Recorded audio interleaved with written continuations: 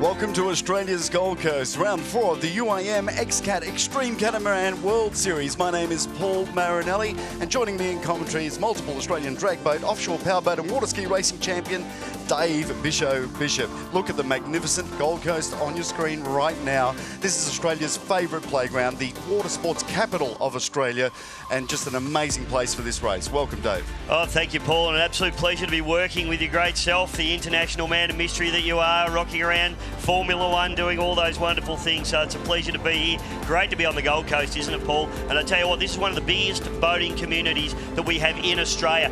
Probably more boats per head in Australia per capita than anywhere else in the country. So these guys know about powerboat racing, but I tell you what, they haven't seen anything like the XCAT here this weekend. No, and you know, as you say, it is the capital of water sports in this country. It's Australia's favourite playground. We've got lots of fans here today.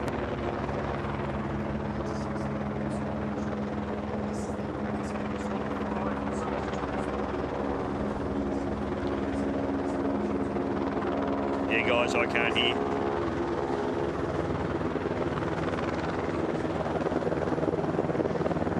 No, we're all good. We're all saying we're on air.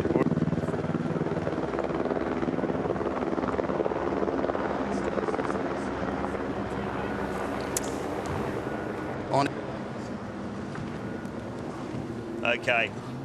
Well, Paul, the conditions look absolutely ideal here today. A little bit of cloud cover. The teams are going to be fairly happy with that, I would suggest. Not going to get the sun glare issues that we have had in the past. And the swell has certainly settled down a great deal from yesterday. We had a reasonable swell running into the course yesterday, particularly into the seaway area here. And the teams were certainly having, not issues, but they were having to deal with coming into those swells into the starboard turn at the top of this course, jumping their boats out of the water, and the Throttlemen were actually having to work overtime. We'll talk about what the Throttlemen do about in these boats a little bit later on, Paul. But today, the course looks really, really nice. And let's have a look. So, Brisbane, the Gold Coast. Paul, run us through. Show you from outer space, zooming in on Australia's Gold Coast. Surfers paradise. Unbelievable location for the UIM XCAT Extreme World Series here. And have a look, that's the Surfers Paradise Beach, heading over towards SeaWorld, the destination, the breakwater here, and across into Southport, South Stradbroke Islands, you can see there as well. There's the Seaway, we'll see, and this is the area of which our course will be taking place today for qualifying. Practice happened inside this area because of the high swells, 6 metre swells, very, very difficult conditions out there. But today we're going to see the XCATs head offshore for not as long as what we will during the race in terms of distance, but they are going to go out there and hit the Seaway, which will be truly extraordinary. It is amazing, Paul, and just to let people know, I mean, obviously this has been an absolute amazing effort by all the people involved to put this together. I mean, let's face it, the Seaway here on the Gold Coast is akin to one of the major streets like a Sydney Harbour Bridge or a Melbourne Tunnel. You know, this is the thoroughfare for all the public traffic, all these spectator craft, even commercial craft coming through here. So to be able to shut this down, for everybody to work together, the police and maritime, the organisers of this event, this is something really special that you're not going to see on a regular basis. And, you know, the XCATs have been able to pull it together. And I tell you what, these guys heading out the Seaway, the Throttlemen are going to need to be on their game, Paul. These boats are going to be coming out of the water. Propellers going to be coming out of water. Let's have a look at the standings, Paul. The championship points. Dubai absolutely dominating this season. They have won everything except for the opening round. That went to the Abu Dhabi team. 1 point, 92 to 91 points between Dubai and the Abu Dhabi team. Third in the title standings is 6, the Horsburgh's boat, I should say. Dubai in 4th, XCAT Racing in 5th, Marine Investimenti Sud at 6th, Yachts in 7th, Videx in 8th, Team Saracen Australia. We have 2 Australian teams here so that you can cheer really nice and loud for, heading off that order there. Now, after Team Saracen Australia, we have T-Bone Station in 10th in the championship, and 11th Lady Spain, and in 12th is Moad, who is not here. This boat is not here at this round. Rahib, which I should point out, boat 17, is the Arabic word for awesome. That's what it means, okay? And they are. I met the boys last night and they are awesome. And girls. Truly awesome. And of course, the first ever female driver from the UAE in powerboat racing. So the first ever female powerboat pilot from the UAE is Fatima Al-Zabi, and we're delighted to welcome her to the Gold Coast, as we are to welcome all of our drivers here and all of our crews. They're having a great time, and how could you not? PaceCat on the screen now, getting out there, very much like a pace car in motorsport. It's a pace cat going out there, checking the course, making sure everything's okay before we get running for qualifying. Certainly is. They'll be running around the course, Paul, and they'll be having a good look at how the course is set out. They'll be looking at the corners as well and the way the corners are laid. It's not like an automotive racetrack where the corners are the same every time around. And, of course, these courses are laid by humans that can sometimes put the boy in a slightly different spot or not have the angles right. So they need to run around and make sure the course is drivable, raceable and acceptable to the team. So that's what these boys will be out there doing now. Well, a perfect way for us to show you the way around the course now is with the pace cat doing the business now, getting out there now. It starts in this breakwater area, continues through around the spit area and then heads out towards the seaway. And what we saw yesterday was quite a bit of swell. So even in this area, we saw them getting airborne. You can just imagine what will happen when they get out there. And just to give you an idea of the sort of power we're dealing with here, about 560 horsepower per boat at 8,000 RPM. There are two Mercury 2.5 litre, two-stroke V6 outboard engines on board. And these things really, really hammer. I mean, and when you talk about sort of rough surfaces and stuff in motorsport, but at least they're a surface that doesn't move. In this sort of racing, it's moving all the time. So the skill between the Throttleman and the pilots is truly something extraordinary, isn't it? The way that they have to work together. It absolutely is. You know, it's instinctive, and it's we call it the ever-changing surface of water. It's ever-changing, and even during a race meeting, during an actual race, the conditions can go from being really good at the start to terrible and deteriorating towards the end, or the other way around. They can flatten off, and that really throws a spanner in the works for the poor old mechanics and the crew chiefs. They're trying to think about what gear ratios they're going to run. You know, obviously in rougher water you want to run a lower gear ratio and a lower propeller pitch, blade and even diameter and rake, and we'll talk about all that sort of stuff as the guys are going around. But the mechanics, they can really end up pulling their hair out when the conditions can change during a race. Having a look at the pace cat just heading around now. It's got a pair of the one of our fantastic sponsors, beautiful products on the back there, a pair of 300 horsepower supercharged Verados just going around very, very nicely indeed, Paul. Yes, Mercury power. Now I can tell you why we've had a delay to the start of the pole position pole laps or qualifying. One of our timing boys needs to be readjusted, so the XCAT crew are there doing that. Once that's done, all our XCAT machines will get out there and go out and do the best times. They've almost got that sorted right now. So safety comes absolutely first in XCAT, in the XCAT World Series, absolutely first. So if there's any disruption to it, it's because the officials are making sure that everything is 100% safe for our competitors to get out there. And you can see, even with the Broadwater looking relatively calm, even the pace cat's getting up a bit. Yeah, I was just watching that, Paul, with a fair bit of interest, because they're just heading out the seaway now, and you can see that not only is there a reasonable little swell running in through there, but there's also a nice little wind chop on top of it as well. And that's another set of conditions that these guys are going to have to contend with. We've got our qualifying. This is our pole position qualifying that we're about to watch here. So the guys go out, they do 4 laps, and best lap is their qualification for their pole position for tomorrow's race. And they must come in after 4 timed laps. They can go out again, but there's going to be no more than 4 XCAT machines out there at any XCAT boats out there at any given time, and that's due to the fact that we are using the Broadwater section. That's the reason for that. Normally, in the XCAT World Series, you'd have everybody out there for qualifying, but obviously with the restricted room we have, and again for safety, we'll limit that to 4 XCAT boats out there at a time. Set their fastest lap. They must come in after that, and somebody, another XCAT will go. You can go again. Doesn't mean you don't have to. And obviously, when you come into the wet pits that we saw on screen earlier, the propeller changes and setup changes can be done at that point. Quite a spectacle when you see the boats get lifted up and drivers still in there and mechanics doing their work, and off they go. A lot of setup required, yeah? Oh, absolutely right. And as you and I are both XCAT virgins, Paul. I mean, I've been around powerboat racing my whole life and done a fair bit. You're a motorsport guru yourself, but what you'll find, and no different to the Formula One cars that you watch, these guys won't go out and get tangled up with each other. They'll want to get a clean shot at it. So you'll see the boats stagger themselves. You'll see everybody wanting to get in that perfect lap, that lap of the gods that we speak about. You know, they'll want to put that one in, and they'll want to not have any traffic, not get held up. Perfect lines on the corners. The other thing about these guys, they want to run point to point. They want to run the shortest distance that they possibly can, and no different to a car. You want to run apex to apex. The other thing that these guys might do in terms of propeller choice, if they're geared tall for top speed, that you might see them wanting to run a wider line and maintain momentum through a lot of the corners. So you may see that, or you might see some guys that have really thrown their hat into that acceleration ring. sacrifice a little bit of top end, but really get that acceleration, and you'll see them trimming the boats high, accelerating out of the corners, much like a Formula One tunnel boat, throwing a big rooster tail into the air, and then trimming the boats in as boat speed builds up and matches the propeller speed. So it's going to be really exciting to see how these guys approach it. I mean, we're not looking at just the best in Australia here, we're looking at the best of the world, Paul. Pasquale Cesena on board the PaceCat. Once that PaceCat comes in, qualifying will be able to start at that point.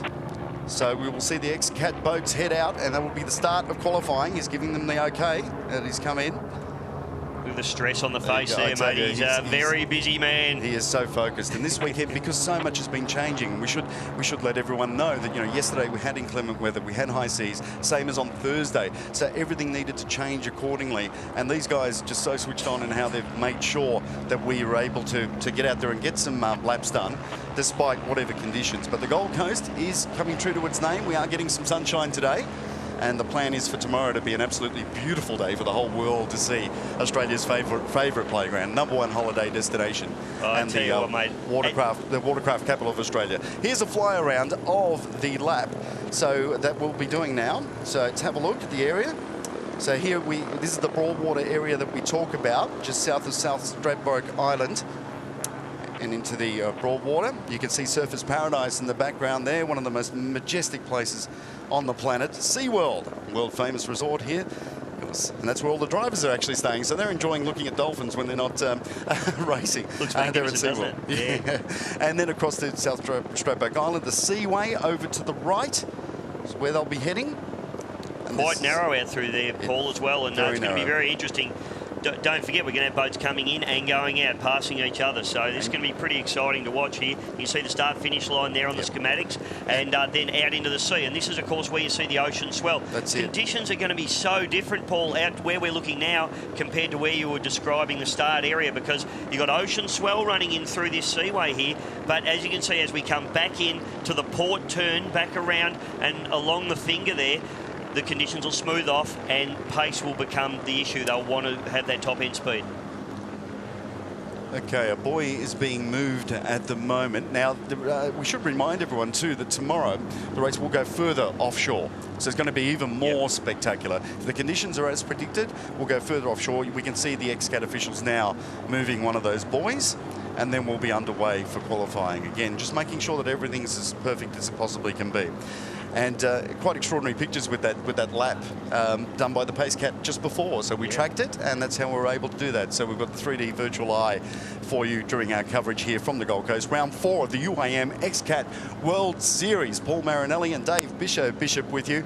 Brought to you by X-Dubai, Dubai Duty Free, EMAR, and Easy Mart as well, and Mercury Racing, Dubai Sports, our supply sponsors as well. Fantastic event. Great to see so many people here too. I mean, it's free for the public here, so many fans have come out to take a look. Even yesterday in the rain, we had fans here.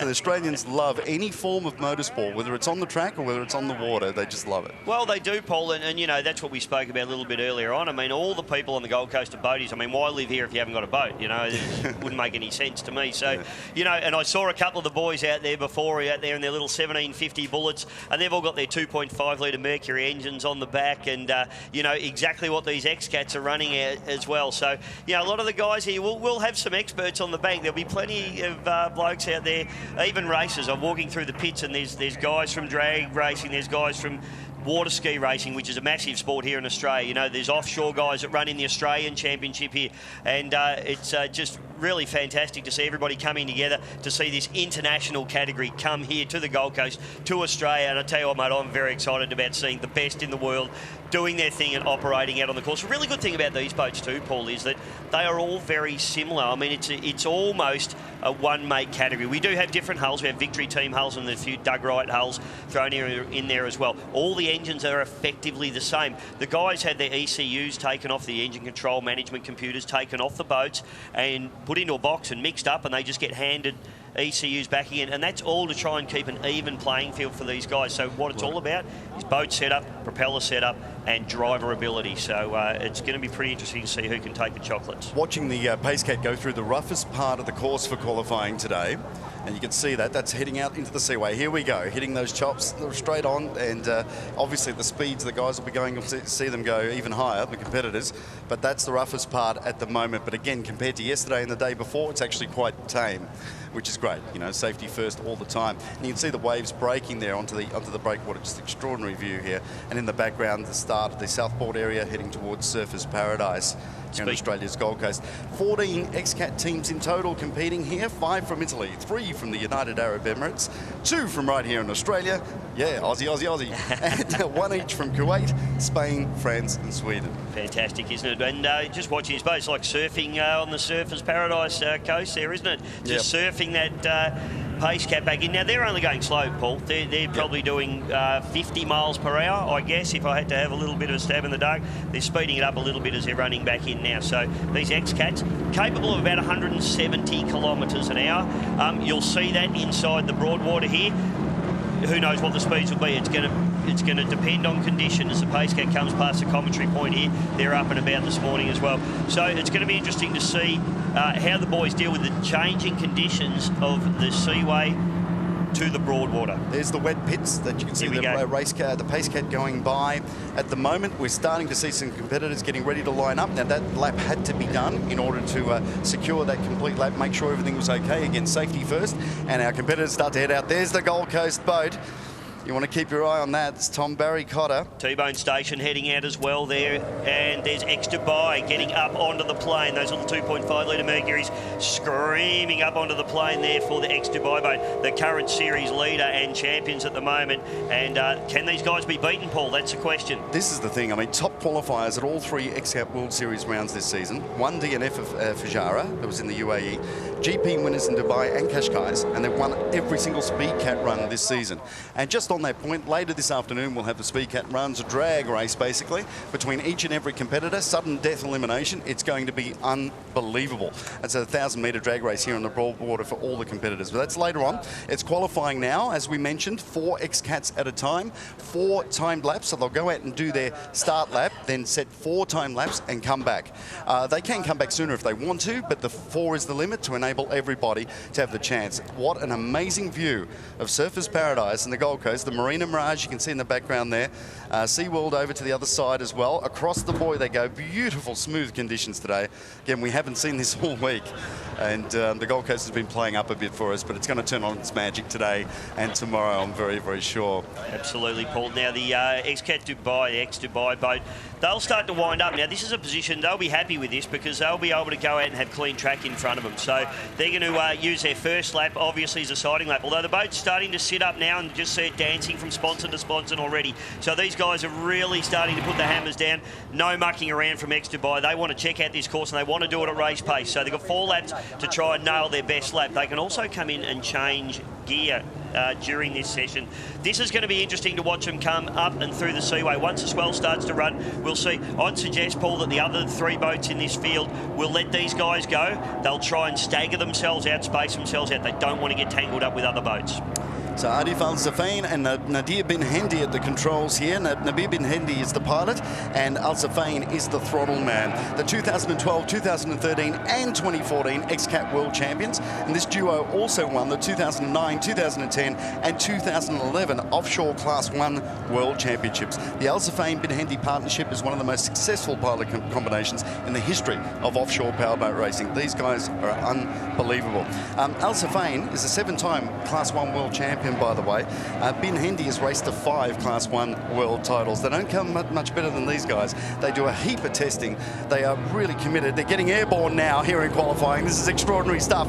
Welcome to the XCAT World Series here at the Gold Coast. We are only getting started, but these guys have really set a new global benchmark in offshore powerboat racing. There's no doubt about it. Certainly have, Paul, and they're starting to taste the outside conditions now with the X-Dubai boat jumping clean out of the water there. It's a Victory Marine catamaran line. And you see the big swells as they're coming back in the seaway now. You've got Marine Investimente Sud just running through the top turn there as well. So they're starting to pick the pace up a little bit as well. And then the Lady Spain running in behind them. And the Australians will get a little bit excited now as the Gold Coast boat with Tom Barry-Cotter and Ross Willerton just head down the back chute. So back into the Broadwater comes the ex-Dubai boat with Elio Arif El Safain and Nabir Bin Hendy doing a beautiful job. Just started his first timing lap when he came through the boys here. So there he is. He's now on a hot lap, as we call it in motorsport, a qualifying lap. So he'll be going as hard as he possibly can here on in for the next 3 to 4 laps. Marine Investimenti Sud now on their hot lap. That's boat number, XCAT number 20. Yep, Serafano Barlissi and Alessandro Barone. Thank you for the Italian Mr. Marinelli doing beautifully there. Then we got the Altman Marine, the Lady Spain just coming through, and they're starting to pick up the pace as well. Now, Jay Price and Sean Torrente driving Lady Spain, but the Altman Marine sponsored boat. Now, their engines didn't arrive from Belgium in time. They were told they were here. Of course, they got here, no engines. And in true sportsmanship form, 3 other XCAT teams said, here, take ours. So they've got 2 and a spare. Obviously, they want to compete. Everybody wants to compete.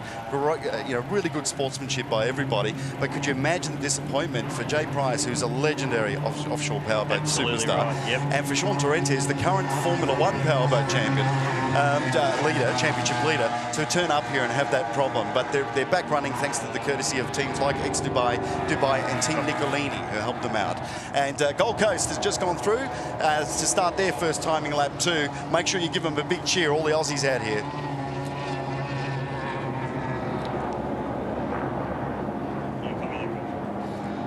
Well, Paul, we're just jumping on board now. We're going to follow these guys around in the ex-Dubai machine running through Arif El Zafin and Nadia Bin Hendy doing a beautiful job. These guys, as you've just so rightfully said, are absolute champions in the sport of powerboat racing, not only in this XCAT category, but also in many other categories, including Class 1 across the board. And they are starting to light it up. Now, let's talk about this, Paul.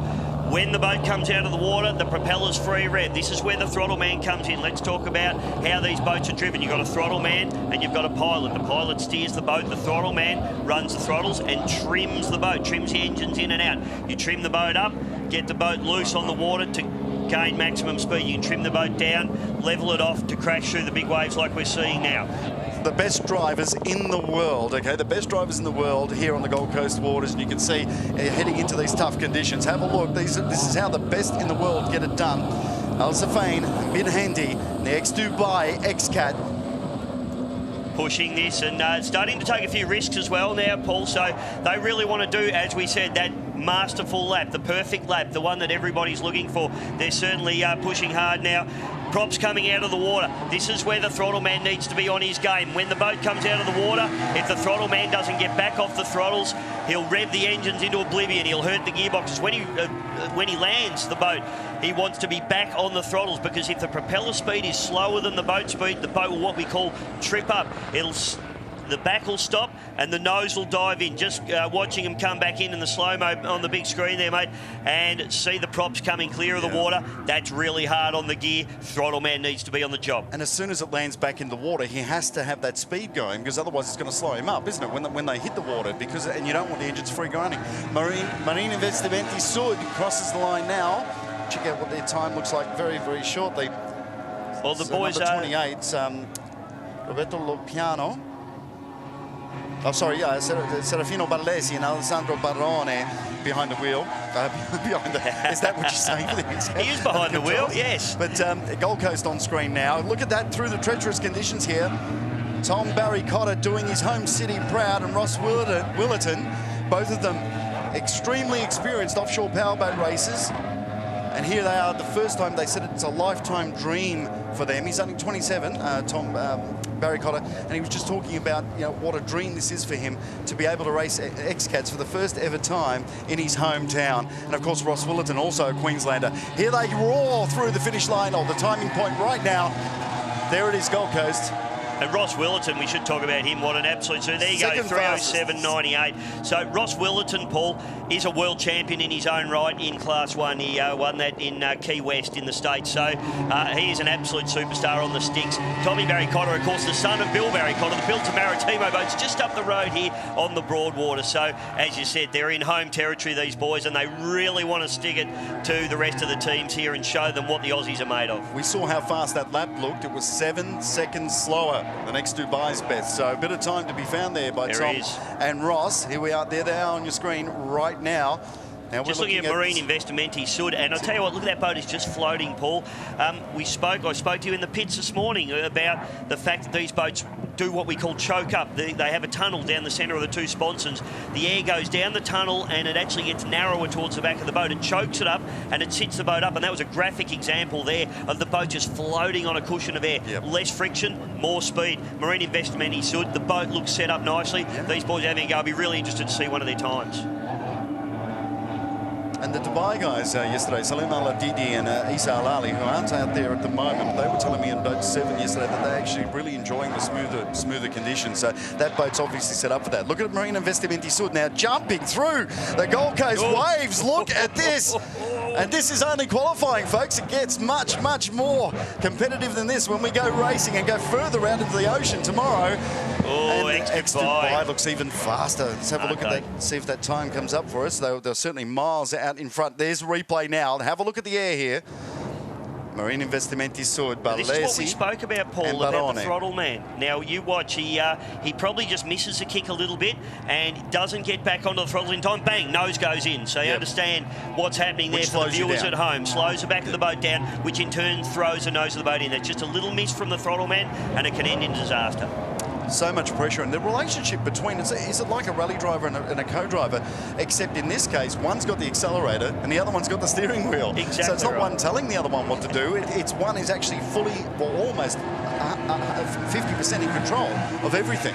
So that relationship has to be pretty incredible, doesn't it? That communication. It does, and you speak about the communication. These guys obviously have inked comms 3:09.54, so they're looking for a little bit of pace at the moment. I'd suggest the Altman Marine Lady Spain going through as well. We'll see a time from them in a moment. But yeah, these guys are communicating the whole time, talking about the boat, how it's performing, how it's handling. Coming into a corner, the Throttleman's talking to the pilot and saying, hey, all right, we're coming off it now, start to tip it in. So Tom and Ross and Gold Coast finding some turbulence there, some waves there, up into the air they go. I'd say this thing, my limited XCAT experience or powerboat experience doesn't look as stable as some of the other boats we've seen so far. Oh, look, I think these guys are probably running a fair bit of trim into the boat. They're looking for absolute maximum attack at the moment. This is what it's all about. We've got to get these 4 laps done, and we've got to get them done quick. Boat number 11, Gold Coast, Tom Barry Cotter and Roscoe Willerton come through and tick off another lap. It's another 3:07.59, so I think their last one was around the same. So not a lot in that. They may have maximum pace out of that boat, I would suggest, potentially, Paul.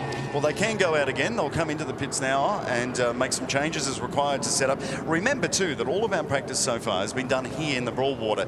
Going out for the first time, even though we're not going out as far as we would, that certainly has thrown another challenge into this that these guys have not experienced here on these waters at all this weekend so far. You've spotted something out there, Dave?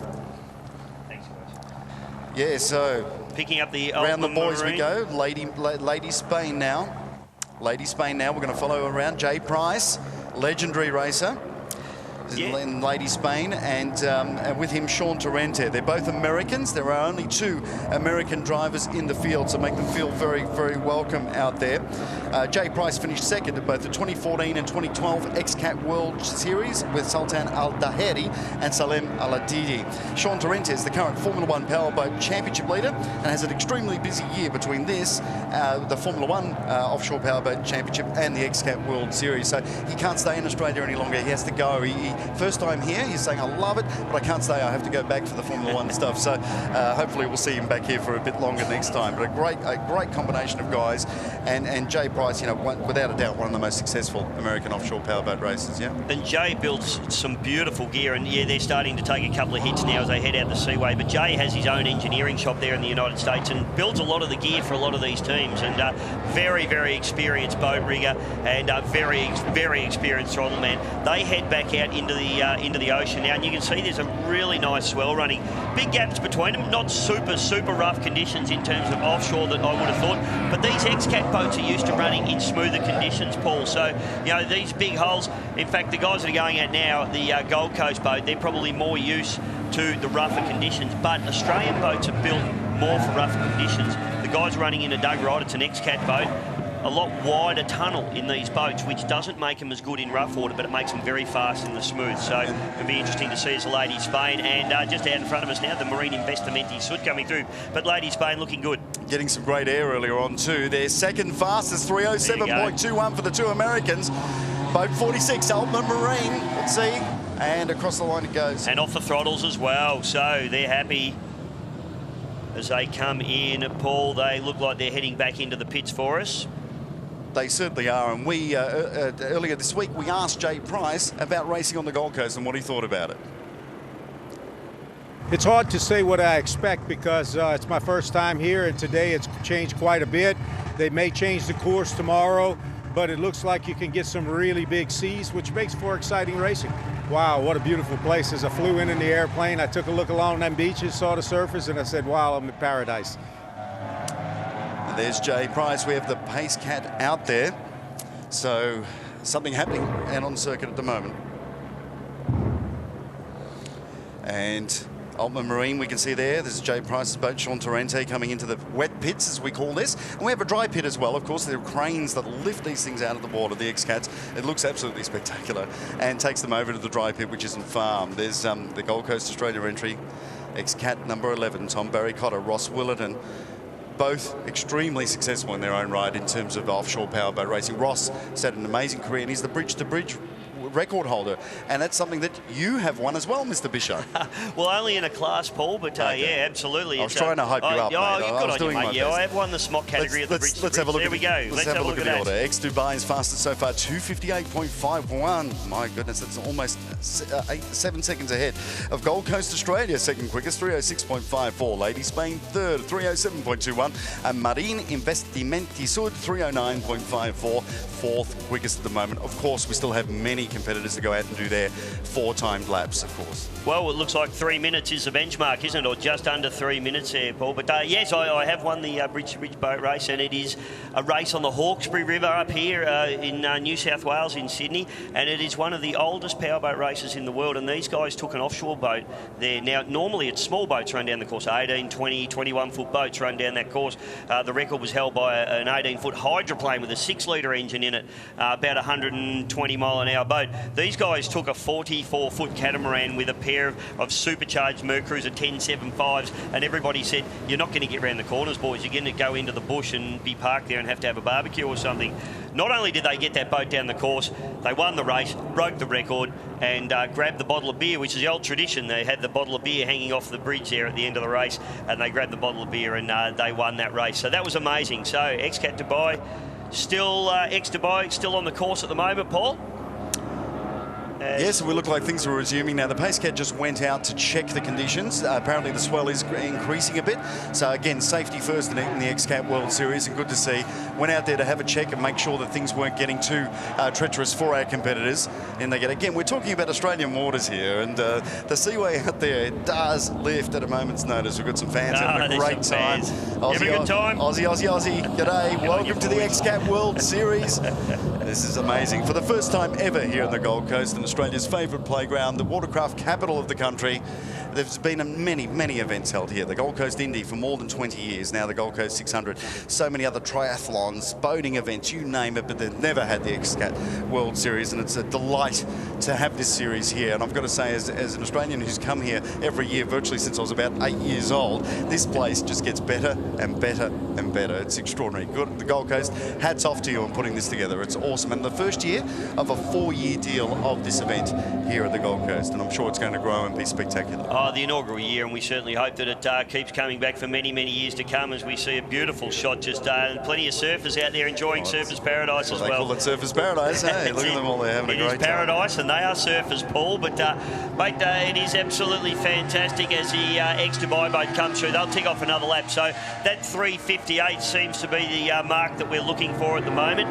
And it's fantastic. We were speaking to a lot of the teams last night as well, just having dinner and quiet chat with a lot of the teams. And, gee, the internationals are really loving Australia and the Gold Coast, aren't they? They are, and you know they're not just saying it. I mean, these guys, let's face it, they travel to the best places in the world, not only in the line of their racing, but in their work and their careers and businesses and so forth. And you don't need me to tell you what sort of big operators a lot of these people are. But when they do give the compliments that they've given, you know that we're on a great thing here at the Gold Coast. And don't worry, we'll be seeing the XCATs here for many years to come. Look at that, like glass out there on the ex-Dubai footage there. Beautifully set up, beautifully trimmed. It is. You can see they run extremely high engine heights on these boats. And look at them just put the nose in there. What happens there? The inside of the starboard sponson just grabbing and the boat going around. They need to be careful not to spin the boat out there. All the weight, a lot of the weight is at the back of these boats, obviously, with all the hardware hanging off the back of the engines. When you drop the nose in like that, these guys have obviously got this boat absolutely dialed in. As we understand, they've won everything there is to win. But, you know, if you put the nose in too hard and turn it in too hard, we can see the boat spin out. The inside of the sponson grabs and they go around. So, ex-Dubai. Our virtual eye now giving us the speed of ex-Dubai, 180 kilometres per hour now, heading out towards the seaway. This isn't mucking around, guys. On the water, very, very fast. Well over 110, 115 miles per hour in the old language, or if you're an American. But 183, 184 kilometres per hour. So heading towards the buoy, the hairpin turn. That is quick. That is super quick. $1.85 now as they come through. Ultimate Marine and the Lady Spain, they've got their strobe on, so that would suggest to me that they're pulling in. They have a strobe light on the top of the cockpits on these boats, Paul, and if they're having any issues or they're pulling in, the strobe light comes on. I'd say the boys are going in either to make some changes or they're done for the day. Interesting, at the closest point to the shore. Have a look at that air. I was just going to say how much turbulence or how much waves they're picking up there at that closest point to the Broadwater as they head out again. Oh, big spectacular stuff from ex-Dubai. Low level flying. That's what offshore powerboat racing's all about, Mr. Marinelli. That's why we're here at the XCATs. You wouldn't be dead for quids, would you? Gold Coast heading out now as well. We'll have a look at them. It's the ex-Dubai just tips into the starboard turn at the top end of this beautiful Gold Coast course, and they accelerate away, trim into the boat. And I tell you what, there might even be an underwear change after that one, Paul. Well, as we say over here, only them and their dry cleaners will really know. But no, it's great stuff here. The XCAT World Series here at the Gold Coast. Enjoying it for the first time. We're all very, very excited about it. You can hear it in our voices. It's all very, very genuine when I'm putting it on. This is certainly extreme. I love boats, Marinelli. Yeah, I know you do. Look at this, XCAT now, ex-Dubai. Once again through the timing point, 2:58.51 remains their fastest time. Yeah, that 2:58 mark looks like, well, that is the benchmark, isn't it? Yeah. So that's what everyone's going to be chasing, and we just go back and revisit. That was a fly there, but watch the next one. Yeah. They just pick up a decent swell there, or even a bit of chop, and bang, nose goes in. But look how beautifully level it flies. Does come in a little bit taily at the end, but Throttleman did a beautiful job just back on the throttles. Boat accelerated away clean. Very, very nice. You can see why Al Zafane and Ben Hendy are the world benchmark in offshore powerboat racing here at the XCAT World Series. Extremely talented. You can see how they've just got that. Another angle here. They can deal with every single thing, yeah. And the footage, we should remind everyone, we've got 11 cameras, we've got 3 onboards that you'll be seeing a bit later as well. We've got the virtual eye. You'll be able to see everything on our super screens and, of course, on YouTube around the world. And welcome to everybody who's watching our qualifying here at the Gold Coast for round 4, the 2015 UIM XCAT World Series. Okay, a couple more boats joining the course now, I believe, Paul, so just coming out of the pit. So we'll pick those guys up as they come through, but ex-Dubai look like they've just throttled back a little bit now, and they might have decided that that 2:58 mark is around the number that you're going to need to be doing here today to put the boat on pole. Have a look at the speeds now as they come down, boat 11, that's the Gold Coast Australia machine. 160 odd kilometres now, so on the old 100 mile an hour mark, coming into that starboard turn down there at the finger at the bottom end of the course. So Tom Barry Cotter and Ross Willerton doing a fantastic job and flying the flag for the Gold Coast, of course. Certainly are, making us all very, very proud indeed, and all of Australia as well, not only the Gold Coasters as well. There we have, as we mentioned, 2 teams from Australia. Team Saracen Australia that'll be out very, very soon as well. That's in XCAT number 8. and that's Brett Lerman and Anthony DeFina. We'll see them a little later. And of course, we've got also the Gold Coast that we've been watching with Tom Barry-Cotter and Ross Wood. And we also have two other Australian drivers that were actually late entries, David, and that's Travis Thompson in the number 28 Global Marine boat, and Darren Nicholson in the number 10 T-Bone Station boat run by the Luca Fendi Racing. Big Darren will love being in the T-Bone Station boat because he loves a good T-Bone, and he's from Newcastle, and he is a SuperCat Extreme racer in the Australian Domestic Series. So great to have him up and about as the Gold Coast boat comes through. Now we're picking up the boats. Looks like the Abu Dhabi team have hit the water here on the Gold Coast for the first time in anger, Paul Marinelli, and the Dubai team. We've also got the Saracen Australia team on the course as well. So it's starting to happen. Yes, Brett Lerman and Anthony DeFina on the course in boat number 8, as I mentioned earlier. Now, Team Abu Dhabi we're watching on screen now. This is Rashid Ataya and Faleh Al-Masuri. Now, Masuri is the pilot, Mansouri I should say, and Altaya is the throttle man. This XCAT World Series duo gained 3 podium finishes in 2013, and Altaya won the Kuwait, Qatar and UIE Jet Ski World Championships in 2004, 2005 and 2006. And Al-Mansouri made his Class 1 debut just 2 years ago, so he hasn't been driving all that long, but he's certainly doing the business. The only team other than Dubai to win a GP in the XCAT World Series is this one right here. Boat number 5, they won it for Jara in the UAE back in February. Yeah, the Arab team's certainly all over the boat racing world, aren't they? And they just do a great job. This Abu Dhabi team, the boat beautifully set up. I went over at the pits last night and really, really well prepared bit of gear. And these guys just doing a calm lap at the moment, just taking it nice and easy. But I don't know. I think, Paul, I'm just watching the conditions here. I'm just wondering whether they've just maybe deteriorated a little bit outside, because it does look quite rough out there. Once these guys step the pace up a little bit, we're going to see some big air, particularly from this Abu Dhabi team, I can guarantee you. Well, interesting point, David, when you talk to the drivers, they were dying to get out there. They wanted it to be rougher. It's like, you know, we know that they're thrill seekers as Gold Coast comes by really slowly this time around, but to come into the wet pits, obviously. But Abu Dhabi completes its first flying lap. Now it goes to start a time lap now, sorry, I should say. And there it is on screen now. Team Australia, Team Saracen Australia, boat number 8. Anthony DeFina from Melbourne, Brett Lerman. Right here, Brett and Anthony won the Australian 600 horsepower SuperCat Championship in 2013, and this is their first full season in the XCAT's World Series. They're placed 9th in the championship at the moment. Yeah, they've been running the whole series and, you know, been learning the craft and learning this series, and probably haven't been quite on the pace as of yet. Simon Isherwood's their crew chief in that particular boat. And, they're very, very keen, obviously, as Australians, to try and do well on their home track here on the Gold Coast as well. So both Team Abu Dhabi and Team Saracen Australia are on a very fast time lap now. Have a look how smooth around the right-hander there. This is just going to be a little bit of a learning curve from two, Paul. You know, they'll do a couple laps. They won't go into that low, well, I wouldn't have thought, or, you know, that high 2-minute mark. Probably on their first lap or their second lap, but that's what they'll work up to. They need to just establish what the conditions are. They need to get their acts together and know what they're doing. But look at the boat. It's really light on its feet. It looks beautifully trimmed, and it looks super quick to me. So we're going to see a good time out of the Abu Dhabi team, and can they knock off that Dubai boat? Well, as we mentioned, the only other team to win an XCAT's World Series Grand Prix this year is this team here. They certainly have the talent. They've done a superb job this season so far, even in the SuperCat stuff as well. But they qualified second in the Cascais in round 3 in Portugal. That was the round before this one. And third in round 2 at Dubai.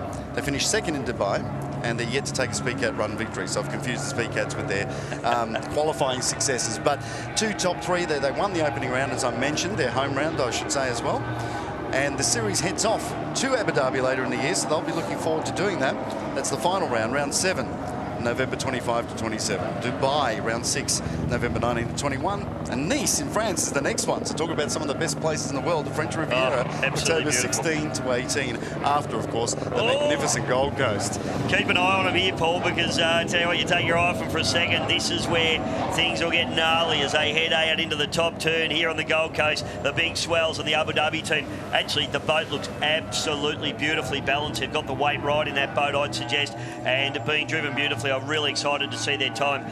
The Dubai boat heads out now as well, and let's see how they are looking as they go into the big swells as well, Paul. Altaya and Al-Mansouri, renowned for being the most aggressive drivers in the XCAT World Series, and you can see it now. hitting the waves hard, getting airborne once again, not losing any pace as a result of that. Yeah, pushing hard, the Abu Dhabi boat, just looking very, very clean indeed. And I'd just be interested to see their time. Yeah, they're either going to be a little bit off the pace, or it's just going to be so clean that it's super quick. So Abu Dhabi goes through. We'll pick up a time for them, 3:06. So that puts them into second place. Super quick is the answer to the question, Paul. Super quick at second, but still some time to find Dubai. But a great lap, a very smooth lap. And very much like motorsport, I'm noticing that the smooth laps are the faster laps. Absolutely. Although they don't look that way necessarily. You'll see the replays on their screen now as they head out offshore and hit some of those waves. Look at that spray from the back of the two twin Mercuries. 580 horsepower all up. Well over 180, touching 190 kilometres per hour on this course. And Team Saracen Australia sets the sixth fastest lap time, a 3:20.62. I think they'll be reasonably... Defina and Brett Lerman. I think they'll be reasonably happy with that, Paul. And as the Dubai boat goes through, we'll pick up a time on them in a minute. It'll be interesting to see what sort of a number these guys in the Dubai machine can do with Salam Al-Adidi and Elisa Ali Ali, and not picking up a time on them yet. So we'll be interesting to see how they go as the ex-Dubai boat. They're back into the pits. They are sitting atop of the table, and it's going to be interesting to see if anybody can knock them off at this stage. Absolutely, for sure. Now, Team Australia, we're watching now. Team Saracen Australia in boat number 8. Now, mentioning before, Anthony Defina is a second-generation offshore powerboat racer. He's following in his dad's footsteps. His dad was quite successful in the 70s. And Brett Lerman, now, obviously, he's been a superbly accomplished racer. And everything he's done in offshore powerboat racing, ski boat racing, as XCAT heads out there, number 2. XCAT, keep your eye on them. We'll tell you more about them in a moment. But Team Australia on the screen. Now, with Brett Lerman, he's the brother of the acclaimed Australian film director, of course, Baz Luhrmann. He certainly is. Yeah. Big Baz, Australia. So, and Brett's done a lot of things, Paul. His main thing was water ski racing. He's had a lot of water ski racing boats. He's skied himself. He's driven. He's also done the craziest sport in the world, which is barefoot drag racing. Oh. Now, I don't know if anybody or anyone here, there'd be a lot of people may have seen it. It is insane. They hook on and barefoot behind a hydroplane with a supercharged engine in it. So he's a wild man, and he's out there to try and prove it today in the Team Australia Saracen machine. So Anthony Defina, the Throttleman, I take it on this? He is, yes. Brett Lerman's the driver. Yes. So, okay, that's an Anthony Defina, obviously quite a bit younger than Brett, but they're a great combination.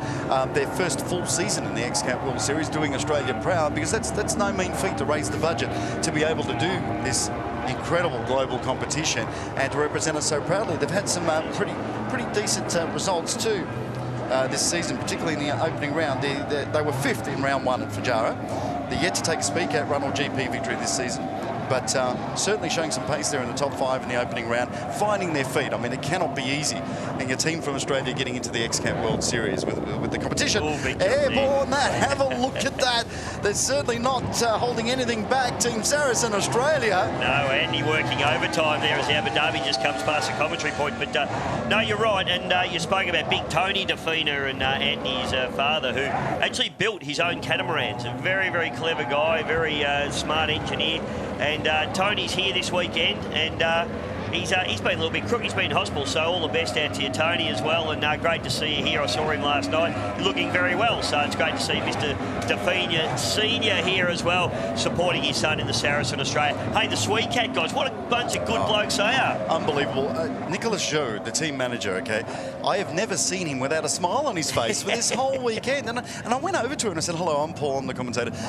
You are constantly smiling, and that's because I love what I do. I love this place. I love the team. So good on him, you know. And the team, Michael Bengston and Eric Stark, I mean, these guys have been racing since they were like 12 years old in all manner of water sports and stuff. So the 2011 offshore Class 3C World Champions. The Swiss are very prolific in their powerboat racing too. A lot of categories are there. A lot of small boat stuff as well, as we watch Lerman and Defina there in the Saracen Australia taking a couple of big hits. Boat looks a little bit nosy to me, Paul, and we've spoken about this a couple of times. We saw the Abu Dhabi boat jumping very level. You can see that boat a little bit taily, so they're going to need to get onto that in their setup.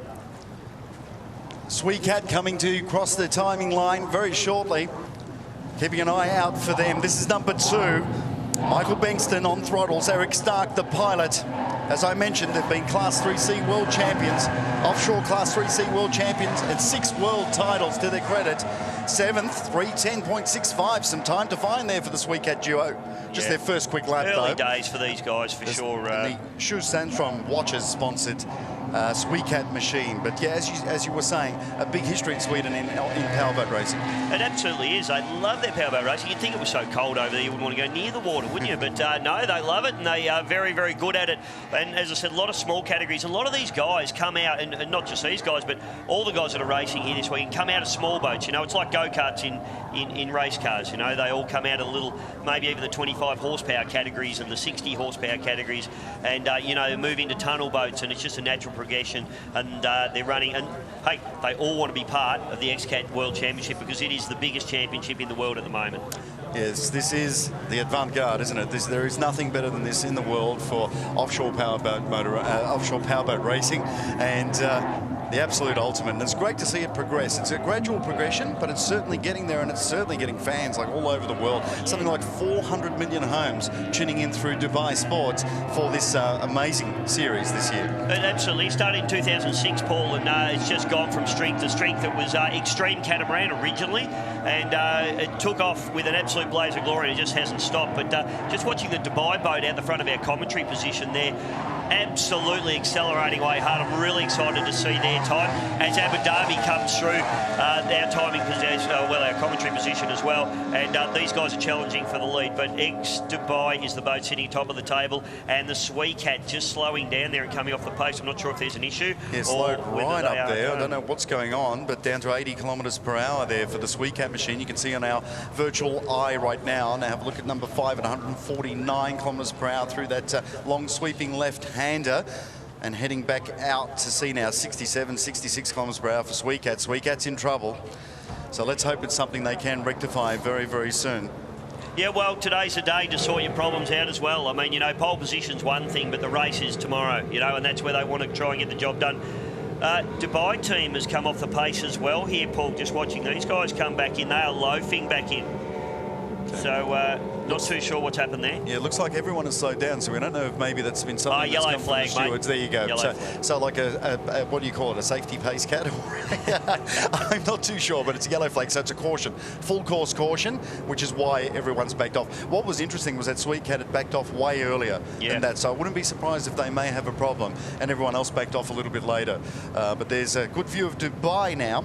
This is boat number 7. So we have Dubai and we have Dubai. And this is Team DCTM from the UAE. Salem Al-Adidi and Isa Al-Ali.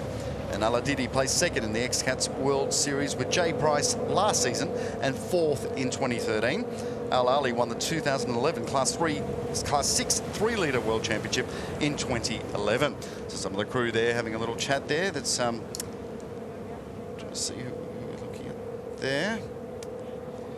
Looks like we've all come off the pace here, so obviously that yellow flag out, and it looks like this session is being shut down just for the time being. So be interesting to see what's gone on there. We haven't had any real info yet. As soon as we know, ladies and gentlemen, we'll bring it to you, of course. But at the moment, the session has obviously been pulled back, and the guy's just circulating around now. Well, so it could be anything from a loose buoy to anything like that. So absolutely. The caution again, safety is the absolute #1 priority. I can't stress it enough because this is an extreme sport. There's no doubt about it. It's very, very dangerous.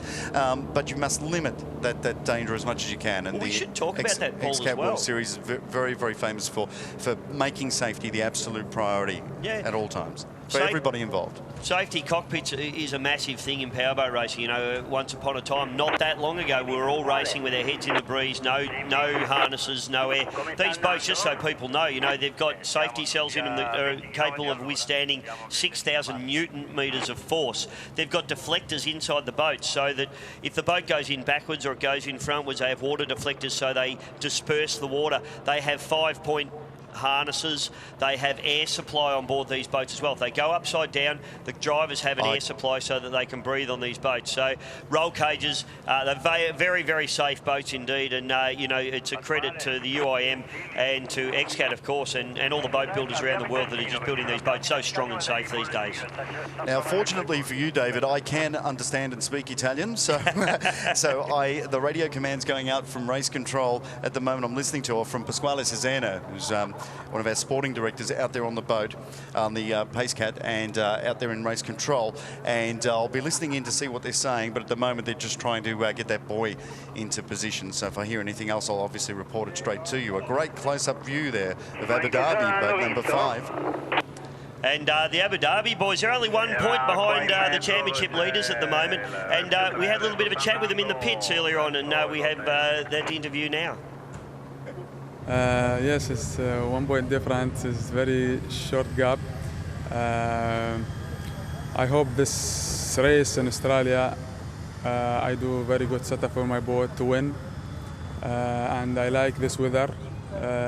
It's good for my boat. I lose in XCAT because I have some problem with my engine. I lose my place. I finished 5th there, but I hope I will bring more points here for my boat. These guys are so committed. They want to get back on top. They started the series on top. And they want to get back on top, and this is the place where they could do it. Now the gap in qualifying is huge, as we've seen. Yeah, absolutely. And the Abu Dhabi team and, of course, the Dubai teams, all from the same region. And let's see the body language here as the Abu Dhabi drivers come out of the cockpit and see if they're happy with that time. So what we've got, you know, obviously you're setting your momentum, you're getting your pace up there, you're about to do a super fast lap, and then of course it's over. So the rug gets pulled out from under you. So it makes life very, very hard. They'll be a little bit frustrated, but I also think that they'll be happy that they are right on the bubble, aren't they? They're right at the point, so the thin end of the wedge. So they'll be pretty excited about being able to put the pace on. Let's face it, tomorrow's the race. You know what, Paul? Sometimes pole position, we talk about it maybe in car racing, it is the be-all and the end-all. In powerboat racing, not always. We've got championship, we've got standings at the moment, Paul. Let's take you through. Dubai, the pole position times, 2:58.51. Abu Dhabi team, second quickest. Gold Coast Australia still in there in the top 3, 3:06.54, about 4 seconds behind. Lady Spain, Marine Investimenti Sud, Dubai, XCAT Racing, and Team Saracen Australia make up the 8 boats that have set a time at the moment. Looking at those gaps, obviously a long way to position number 1, but other than that, 4 seconds, 3 seconds, 2 seconds, and then about a second. And look how close Dubai and XCAT Racing are. They are 1/100th of a second apart, 6th and 7th. Dubai and XCAT Racing, Team Saracen Australia needing to find some time. They're 10 seconds behind the 7th quickest boat. They certainly are in struggle town, aren't they?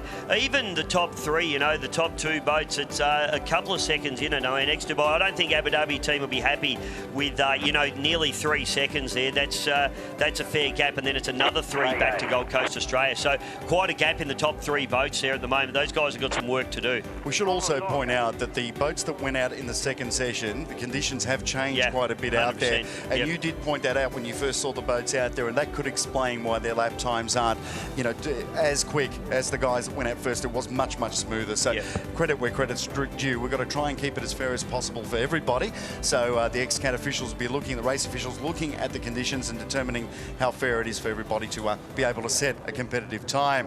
Al Zafain and Ben Hendy there, the most successful offshore powerboat racing duo on the planet, right here on the Gold Coast. We're so fortunate to have them here. And here they are discussing things. You can see that body language. It's interesting. They're so far ahead, but look at the commitment in the faces. Look at the way they're talking. They're obviously not.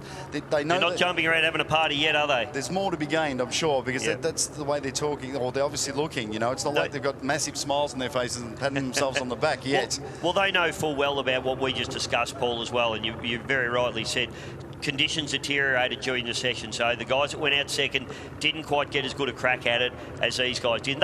They'd be well and truly aware of that. They haven't come down in the last shower, so they know what they've got to do. They know there's strong competition, particularly from the Abu Dhabi guys, and as you say, they ran in some tougher conditions, a couple of seconds down, so yeah, they're going to be looking at it and having a think about what they do, but it also comes down to setup. You know, they're really going to be having to think about what types of setup they're going to run, engine heights, propeller selection. Propeller selection is massive. massive. I mean, that's gear ratios, it's conditions, it's handling, it's turning, it's jumping, it's everything. Propellers are the god of the powerboat racing world, and if you have a look in the workshops that these guys work out of, and you get quite a good shot of them there, fantastic XCAT setup. You can see these 40-foot containers all split into two, and they're the workshops for every team. It's just a brilliant setup, isn't it? But they are full of propellers, Paul, and that is where the real world is at the moment. Yeah, the dry pit area looks amazing. Those cranes going right over the heads of the fans as they take a look at it. But we've got some highlights to run now of qualifying so far. So eyes on the screen right now. Let's take you through at some of the action we've seen. Beautiful surfers, Paradise, Australia's favourite playground, water sports capital of this part of the world. This is what it looks like, folks. So you must come and join us from wherever you are in the world. Just come and pay a visit to the Gold Coast. It is truly the #1 holiday destination for all Australians and for many other people around the world. Now, there's Dubai in action, getting some fantastic air. Marine Investimenti Sud, Boat 20, Gold Coast, Australia, the home team. Tom Barry Cotter, Ross Willerton. There's Investimenti Sud getting some air again, as we saw them get close to the shoreline. Team Saracen, Australia, and Lady Spain, Boat 46.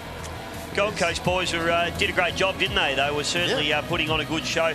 These guys haven't had a whole bunch of experience in this particular series either. So, oh, look at that. A big fly and a little bit nosy from the Gold Coast boat as well. Tom did take part in the opening round in Fujairah, but it was in a different boat. It was liveried the same, so promoted this event in the Gold Coast to the whole world, which was great.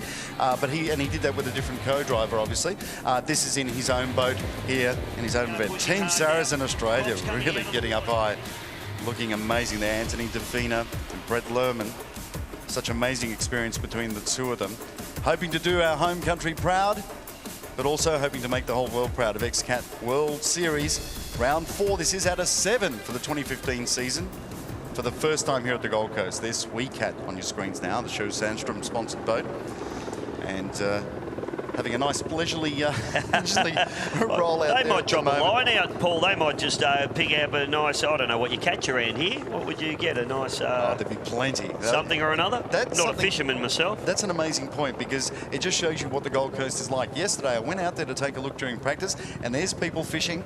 You know, it's extraordinary. You know, everyone just going about the fantastic things that they do on the Gold Coast. People swimming, people surfing, people on their boats, people having a great time, and that's what this place is all about. And I must tell you all, parasailing, we're just seeing someone over there. The one thing, this grey sky, that's not very usual, okay? It's not. This place is perfect, and it will be tomorrow, I guarantee you. But yeah, it's unusual. But as you can see by the attire of the Australians here, it is very warm, it's very pleasant. It's certainly not hot by any means, but it's very warm conditions, and there's a light wind blowing. It's absolutely beautiful, really, isn't it? And for our international viewers, there's plenty of people all around the world live streaming. And if you've got any friends at home or you want to let them know, jump on the XCAT YouTube channel. Tell them to get on board and they can watch all the action. So send them a text, give them a call, flick them an email, do whatever you got to do, get them on board. You can also easily access it via xcatracing.com. Hit the watch live link and you'll be watching all of the action live. Or the Facebook page as well. Yeah. So boats just waiting now. This is a hard time for these guys now. You've got them in the cockpits. It'll be quite hot in these cockpits, Paul. There's no air conditioning in these boats. I'll give you the tip straight away. There's not even any windscreen wipers. So these guys will be getting quite hot now. Your race suit up, your helmet, your gloves, you've got your boots on, and it does no airflow through the boats when they're stopped. You know, there is when they're going, but when these guys are stopped with just that glare sort of just coming through the screen, and they'll be quite hot, particularly our Swedish friends who probably aren't used to being that warm, I would suggest, to the WeCat. Boat 17 on screen right here, but as I mentioned earlier, the Arabic word for awesome, and it does look awesome, that boat, doesn't it?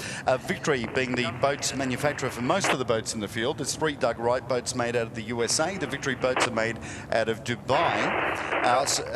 Out of Dubai, and there are 2 Victory factory teams competing as well.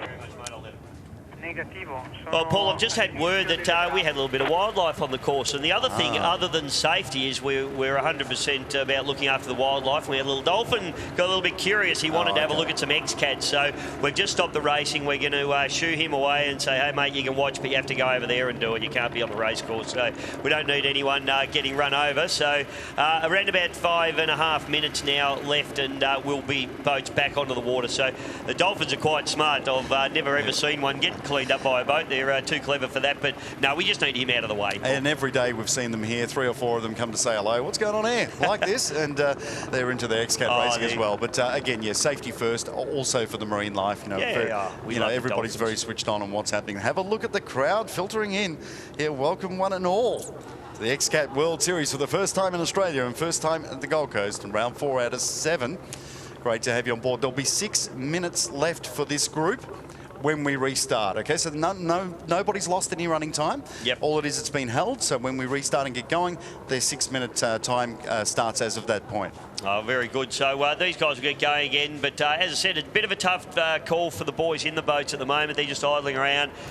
They'll be talking to each other. What do we need to do? Where do we need to improve? What times have we done? And they'll be talking about boat setup as well. They'll be communicating with their crew chiefs back in the pits as well on the radio. So there you go. There's a couple of punters and a little pug just hanging off the back of the boat there. He's enjoying it. He's on dolphin watch. I'd say he's a she because she's got the pink collar on, mate. True. Well, she's on dolphin watch. But, okay, well, look, let's talk a little bit more about where we are in the world. This is Australia's fabulous Gold Coast. Let's do a bit of a flyover here. Coming in from the Pacific Ocean and heading towards the coast. This is the Broadwater area where we are staging round 4 of the XCAT World Series. This is Surfers Paradise, absolutely extraordinary location, Australia's favourite playground. Everything that happens in Surfers Paradise. It's a bit of a Las Vegas sort of setup. It's wonderful. The marina you just saw there, the Southport Marina, and across to SeaWorld here. And this is heading up towards South Stradbroke Island. And out there's the Pacific Ocean, the beautiful coastline. There you see it extending all the way down. We're around 70 kilometres south of Brisbane. That's the location of where we are. We're just at the start of the Queensland coast. If you know the map of Australia, that's where we are at the moment. It's an absolute boating mecca as well, Paul. You know, you can see that waterways. You got all these little coves and little areas where people just go in and they'll moor up and they'll spend the night on their boats. And, you know, we've got some beautiful boat manufacturers around here, your Maritimos, your Rivieras. There's plenty of them out there. I mean, have a look out there at the moment. You can just see, and even on the vision there, look at all these boats all rafted up and just having a fantastic time. The weather, the climate, the water. I tell you what, it just doesn't get any better than that. If you didn't want to be here, I don't know where else you'd want to be. That's right. And the thing that's amazing here, so many people live here, but they've got their own little jetties and their own boats. And we're not talking about necessarily incredibly rich people. It's a normal way of life. You've got your little jetty, you've got your boat, you've got the waterways that head to everywhere through here out to the ocean. Extraordinary place to live, extraordinary place to have a holiday. And when you think about the success of the Gold Coast, even with its domestic, its local tourism, millions of Australians, still keep coming back here. And for kids, there is nowhere better in this country. The theme parks, the fun, the beaches, all the patrolled beaches, very, very safe, lots of fun. Yeah, we've got Movie World, SeaWorld, they're all just up, SeaWorld's just here, Dreamworld's just up the road, we're Big Brother for all the internationals watching, a crazy show. Wet and Wild, Wet and Wild. Water parks and everything. It is amazing, and there's so many bars, restaurants, so much accommodation. I mean, look at all these high-rises, all beautiful accommodation. And the Italians are loving it. We've got 5 Italian teams, obviously, and lots of Italians involved in the officials and so forth.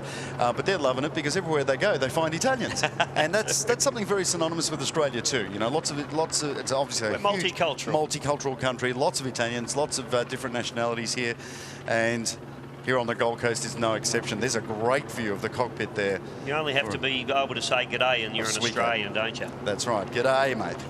But there we are on board in XCAT. That's a great graphic there. Just have a look at that, Paul. See, they're wearing the mask. It's a fighter mask. So that's got air supply. It's also got their communications in it. So those guys will be as absolutely hot as living in a fire at the moment.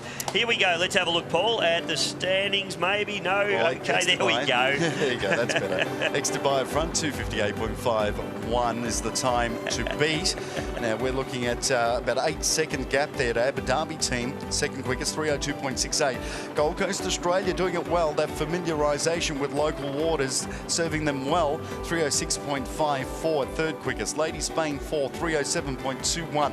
Marine Investimenti Sud at fifth, 309.54. Dubai at sixth. WeCat Racing at seventh. That was the boat we were just looking at the cockpit of a little earlier, 310.65. And Team Saracen Australia at 8th fastest, 3 minutes 20 seconds, 0.62. That last 4 have 6 minutes to run when we get resuming again. And then, of course, we've got the remainder of the field, 14 in total, to still go out there. And there's some fast boats in that field, particularly T-Bone Station. That's exactly what I was about to say. Incredible boat. Sorry, mate. Go no, absolutely, mate. T-Bone Station and the Horse and Boots as well, which is listed as 6 on you. Could get a bit confusing. It's called 6 now. I spoke to the boys last night. They're happy for us to go either way. But Rahim, Videx, Global Marine and Yachts, all super quick boats. So, and these conditions are ever changing, Paul. I think it's dropped a little bit since we saw the last group of boats go out. So who's to say what's going to happen? These guys could get some glass-like conditions and go and smash X Dubai. So there'll be some nervous people in the pits for a lot of different reasons. You know, you've got guys that won't be happy with their times. Team Saracen won't be happy with that 320, I can guarantee you. Simon Ishwood, their crew chief's one of the most competitive guys you'll ever come across, and he won't be satisfied with that one. A few of the other guys will be happy X Dubai, and there's some guys that are going to go out and really push hard. I think that's why you'll find they had such stern looks on their faces. I think they're probably thinking, what if the conditions get better? Exactly for the rest of the field. But, you know, look at the gap, look at the buffer they've got. I mean, they do. It's pretty. I'd be smiling. They are truly the best in the world. And having a look now at the fun areas we've got a kids zone, there's a food bazaar, there are shows, there's belly dancing going on, there's all sorts of things. Mate, that's you and I later on, Paul. You and I on that jumping castle, mate. I dare say you might get a bit scared. I could get hurt. Probably. Yeah, be careful. It's a giant tarantula. Oh, no, it's a dolphin with legs. Dolphin. Or a whale. No, I reckon is it a shark? Maybe Mick Fanning would be fairly scared to get on that one at the moment, I would have suggested. Have a look at the size of the entertainment tent. This is extraordinary. They put this up in one day. And inside you've got all manner of entertainment. You've got music. You've got some what about the big screen? The big screen's in there as well. You know, so you've got plenty of shade. You've got a great area. And there's lots to do here. So the Gold Coast has really turned it on, as it does with every event here at the Gold Coast. And but not too many that are this international and that are so focused on the #1 asset of this area, the water. Water, absolutely right. And that's exactly what it is. But the Gold Coast people, you know, I was chatting with just the punters yesterday, just walking through the crowd. G'day, mate, how are you? And the excitement, the electricity, the buzz around the joint is just unbelievable. And, you know, everyone's excited to see these boats. I was chatting to an old mate of mine last night, Lee Travaskis, who's a very, very accomplished powerboat racer. And his father actually worked for the Victory team many, many years ago when it started. And Lee was just that excited to have these guys here. He's taken a week off work just to come down and see the XCAT. So he'll be broke by Sunday afternoon, I would suggest. But it's great to have him up and about. SweetCat lifts itself up onto the plane, as too does Dubai. They just got the okay from race control to get rolling, so they'll be starting their warm-up lap to get up some pace. I'm hearing Pasquale saying "vai," which means go. So I'm so glad I've got you here, Marinelli.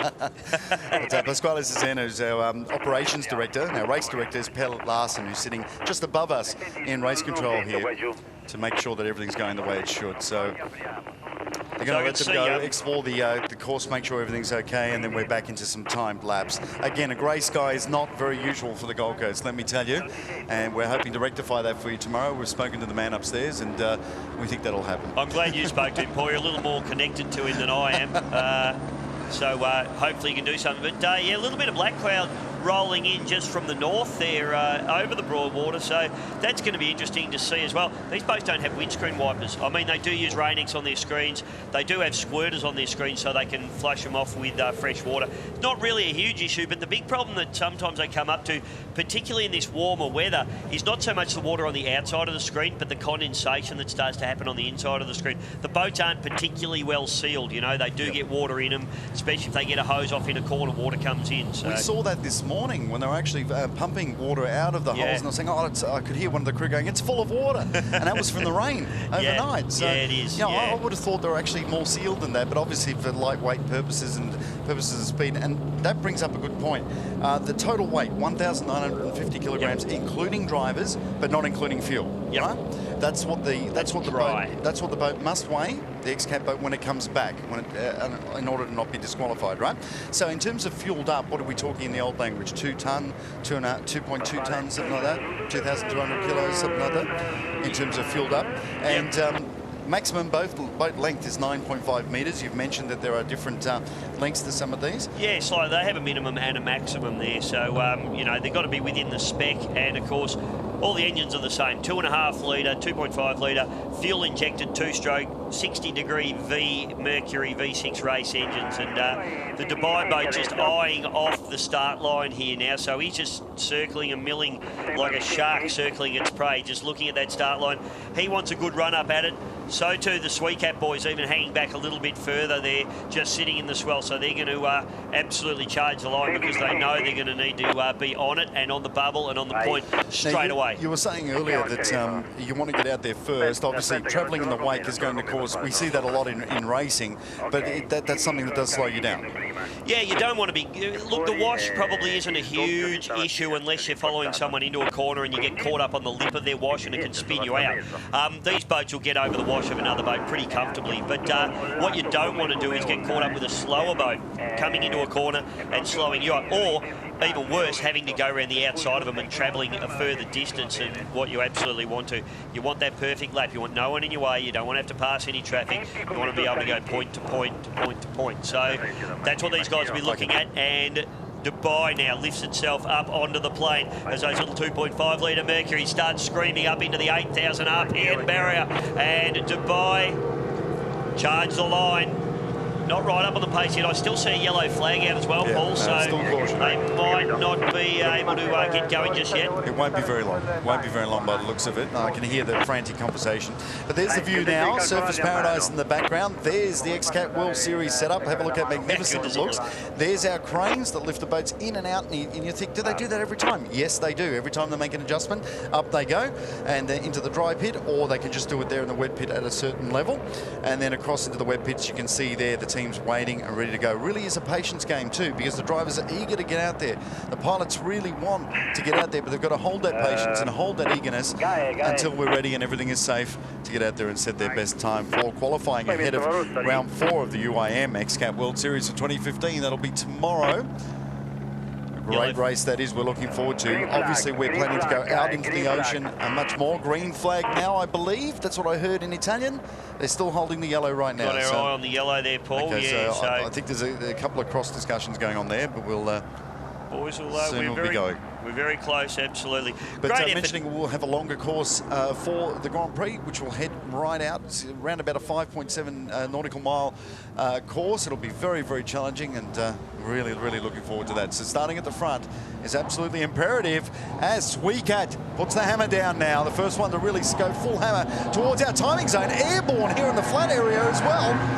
XCAT, the boys putting the hammers down, getting some trim into that boat, and the beautiful orange machine gets up and about, and they are away. So they need to do fast time. They need to pick up some pace. They were thereabouts, but we certainly want to see some more pace out of the XCAT, and the Swiss guys just putting the hammers down. The little 2.5 litre Mercury sounding absolutely dynamic as they come past our commentary point, Paul. XCAT racing with the 7th fastest team in practice yesterday. Michael Benston and Eric Starks, they set more laps than anyone too. 5 laps during practice yesterday, which was here in this broad water area. They were 7th quickest, so let's see what they can do here in qualifying. They're certainly looking the part. Dubai was fastest yesterday in practice. They had a T-Bone Station, Dubai 6, Gold Coast Australia up there in the top 5 again. Abu Dhabi team in 6th, XCAT racing in 7th.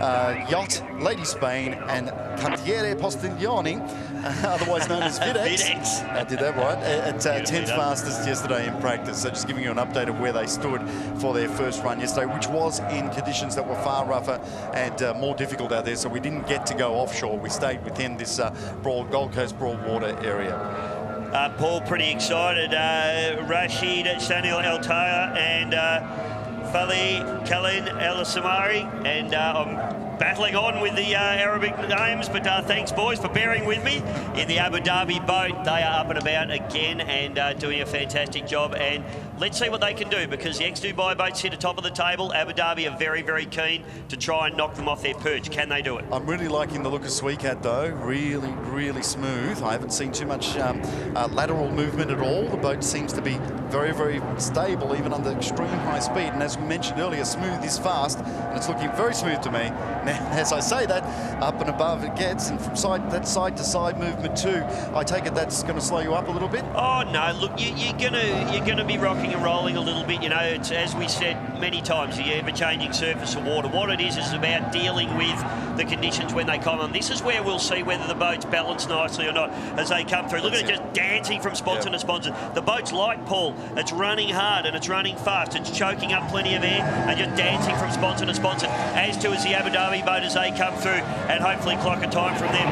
Look at this XCAT, just watch it jump. This is where you'll get a good feel for how this boat's sitting and how it's running. The last split time shows XCAT just 2 seconds off Dubai, so there you go, they're doing the business. Michael Benston and Eric Stark the pilot, Benston on throttles. That was an amazing lap, dancing on the top of the water, as you mentioned. They're getting much, much closer now. Team Saracen Australia across the timing point as well, as we look at XCAT across the boys. Now, I tell you what, Paul, this top corner in the swell, this is do or die. This is the corner that makes or breaks your lap, because you're out in the rough water, you're trying to get the boat around. If you have a big jump and a fly, you lose drive, you can't get the boat around the corner, you have a little bit of a moment, a hook, whatever, that's going to slow you down more than anywhere else on the course. So the top corner is a critical part at the moment. And getting that entry onto the start-finish rate. XCAT airborne towards the timing point, and across the finish line they go. 3:09.96. Yeah, that's not as quick as perhaps we would have hoped. It certainly looked good. Their split was excellent about halfway through, so yeah. I lost a little bit of time somewhere that we may not have seen, this airborne moment here. It's a bit taily, Paul. You can watch it yourself there. See, its nose is coming up, it's landing tail first. They need to get the balance right in that boat, and I think maybe a little over-trimmed as well. So the boat's quick, they just need fine adjustment. And when you're racing against the best in the world, like the ex-Dubai and this Abu Dhabi team and the Dubai team, you can't afford to have anything that is not absolutely perfect, because you can be guaranteed that those teams will be making sure that everything they do is right on the money. Okay, we're following Abu Dhabi now. The XCAT Machine 5, Altea and Al Mansouri. This is Rashid Altea on throttles and Faleh Al Mansouri, the pilot. And the Abu Dhabi, the beautifully liveried XCAT. Looks fantastic, doesn't it? The Abu Dhabi. You go into the dry pit and you see it up close. It's an absolute work of art, absolutely beautiful. Now, you mentioned sponsons earlier. For those who don't know, they're the hulls that we're talking about, right? Yeah, absolutely right. And I'd probably maybe use that term a little loosely. It's probably more a hydroplane term rather than a catamaran term. But yeah, we call them the sponsons. Look at the air here, close to the shoreline, the closest point to the shoreline, and up we go. Abu Dhabi 5. Whoa, bit of a tail-end landing there. But Paul, look how level the boat is. Yep. Even when it jumps, it's nice and level. It's not bringing its tail in first and popping its nose up, which we've seen from a lot of the other boats. These guys are right on the money, and that's why they're quick. Well, the only team to win other than Dubai this season, they desperately want to win. They want to get back on top of the points. They want to give Dubai a run for their money. And let's face it, Abu Dhabi and Dubai don't mind a little bit of a battle, don't they? It's a little bit of a Sydney-Melbourne thing if you're from Australia, isn't it? Yeah. Or a Queensland, New South Wales terrible Vicos, all the rest of it. Yes, no, but Abu Dhabi, we can see now the beautiful helicopter vision we have here. Amazing shots we're getting, and they're going to get even better come the Grand Prix tomorrow, round 4, the UIM XCAT World Series from right here on the Gold Coast, Australia. And Abu Dhabi crosses the line now. Of course, Paul, we're watching single boats go around at the moment. Second fastest for Abu Dhabi, 3:02.68, shaved quite a bit of time there. They're still going to want more than that. I don't think they'll be happy with that yet, Paul. We're watching single boats go around at the moment. These guys are purposely staggering themselves out because they don't want to get caught up with each other tomorrow. 14 boats into turn number 1. I am excited, my friend. And 2:58 versus 3:02, so still some time to find, but a massive improvement nonetheless. Dubai, Team Saracen Australia crosses our timing line in front of commentary, but it's Dubai on screen. Look at it when it gets out into that water. Look at the waves, look at the waves hitting that. Luminant Defina there, and yeah, just watching from behind. And no, sorry, that's a Dubai boat we're picking up on there. So this is Salim Al-Adidi and Isa Al-Ali. Yeah, and I'll tell you what, Salim Al-Adidi, his eyes are piercing, aren't they? When you look at him in the cockpit, it looks like he can burn a hole in the back of your head with his eyes, and absolutely focus, these guys. And I'll tell you something else about them. Isa Al-Ali is, Salim Al-Adidi is Isa Al-Ali's uncle. Okay? Oh, there you go. Keeping it in the family. Fantastic stuff. So they're related, so they must have some good family fights. I was going to say, there'd be a couple of punch-ons, wouldn't there? Maybe not talking over the dinner table after a bad race or whatever. But a lovely, lovely pair of guys, and they love their racing. They've absolutely loved it here as well. You did a little bit of commentary for them last night. They came over and asked me to do a bit of F1 commentary for them because they'd heard me in Bahrain, which I thought was fantastic. So thank you, guys. It felt like a fan. There's Dubai. Fifth fastest, 3:08.34. So, again, more time to be found, but certainly added. They were saying that they preferred the smooth conditions, obviously, and you could see how it was jumping around as soon as they got a little bit offshore. But look at them on the glass-type conditions, just beautiful. That is their best lap too, Paul. So, you know, they'll be happy that they've set a best lap, but I don't think that they'll be happy they're nowhere near close enough to the ex-Dubai boat or the Abu Dhabi boat that they'll be looking to chase down as the Abu Dhabi boat heads up through the port turn and heads out into the seaway. Team Saracen Australia, now plenty of trim into this boat. Look at that. That's running and tiptoeing sponsor to sponsor. It looks a little bit quicker than when we saw it out last time. I'll be interested to see if the boys can improve on their time. I know they'll really want to. Well, Brett brings some 25 years of national and international racing experience, and he needed it then. Oh, give me a hug, Paul. I didn't lie down. He needed it then. Gee, that was pretty dramatic, wasn't it? And not what you'd expected. So, you know, coming down on one side like that, but they certainly dealt with that straight away. That would have got Anthony Defina's hard racing, no doubt at all. And Brett Lerman, of course, 25 years of racing experience. We're going to see now what happened. There it goes up into the air, way down on one side and way down onto the other again. What that happened there, mate, is it came down, it landed on its starboard sponson, on its back corner, which kicked it over onto its port sponson. So you've got to be careful of that. And that's the guy steering the boat. That's his job. When you jump off a wave, you've got to flick the boat with the steering wheel to make sure that it jumps level. If it jumps level, it'll land level. That was just a little bit of a miss, much in the way a Throttleman can miss a wave. So, you know, that was Brady Lerman there. Just needs to be a little bit sharper on the wheel at the moment. He's also represented Australia many times, both of these drivers, Anthony Defina and Brett Lerman, and the Australian national ski racing team, and they've been very, very successful with that as well. So many, many years of experience here. The only female team manager in XCAT, in the XCAT World Series, Laurie Lerman, who runs the team. And I think Laurie being ably assisted by Anne-Marie Cook as well. I think Anne-Marie's taken over duties this weekend as well. So both the girls running together. I tell you what, you wouldn't want to cross either of them, Paul. They kill you as soon as look at you. So good on you, girls. We love them both. They're absolutely fantastic and just hard charges like the guys in the boat. What a view that is. Overhead at Team Saracen Australia, competing in Australia in their home event in their first XCAT World Series season here in 2015. Across the finish line they go. 3:17.56. They've shaved about 3 seconds off their last time, but less than 3 seconds still actually, probably 2.1 seconds more like it. So still a long way to go. They'll be looking for a bit there for sure, but hey, they've improved. So next race they go out, hopefully they improve. Sweet Cat just comes through our commentary area there, and we pick them up now. They've got their strobe on, so it looks like they're heading back into the pits. And looks like, what were they, about 7th there, I think. I just picked up on the schematic. But, yeah, Sweet Cat, they're probably looking for a little bit more pace as well, but enjoying the Gold New Coast. boats coming out for the first time. This is number 6, the boat we used to refer to as Horse and Burs, but here it is, number 6. It's known as 6 now, and then they are out on the course now. Matteo Nicolini from Italy, this is the Throttleman, and Tommaso Polli, the pilot, 5th in the XCAT's World Series last season, and Polli was the runner-up at the 2013 XCAT European Championship, while Nicolini has 2 Class 3 world titles to his credit and 5 Class 1 Championship podium results from 2007 to 2013. These guys know what they're doing. The team manager is Matteo Nicolini, who's got massive experience in offshore boat racing. A great guy as well. And I saw you having a good old chat with an espresso with him. A little espresso like, with... Bisho, I've heard of you. No, he didn't actually. We are friends on Facebook, and every time I look at his Facebook page, he's on a glamorous boat with glamorous ladies in glamorous locations. So I want to be friends with Matteo. Just like you. Nothing like me.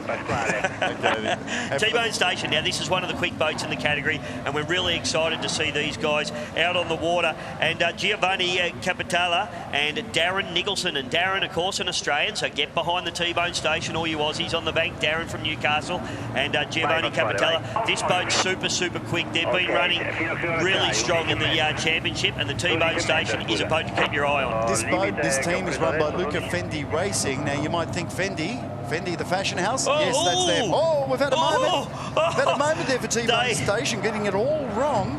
Oh, there's the boys there, but they're still okay. They missed it. They missed it. If you hit a boy, it gets expensive for you in offshore powerboat racing. But Darren Nicholson, that woke him up. He didn't need an espresso for that one. Yeah, and Nicholson is the pilot, right? On this, the Throttleman is Capitello.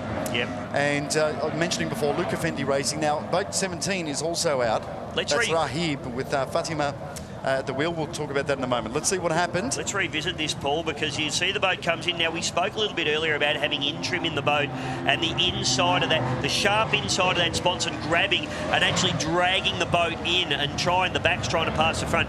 Nicholson got onto it quickly and he gathered it back together before they crashed into the buoy or spun out. Great job by him, but hey, new boat, new team. He's in it only for the second time today. So Darren Nicholson on the steering, getting a wake-up call. Horrid luck in the races, Giovanni Capitella this season so far, dropping out of a couple of rounds due to mechanical issues and so forth. But this is one of the fastest boats out there, there's no doubt about it.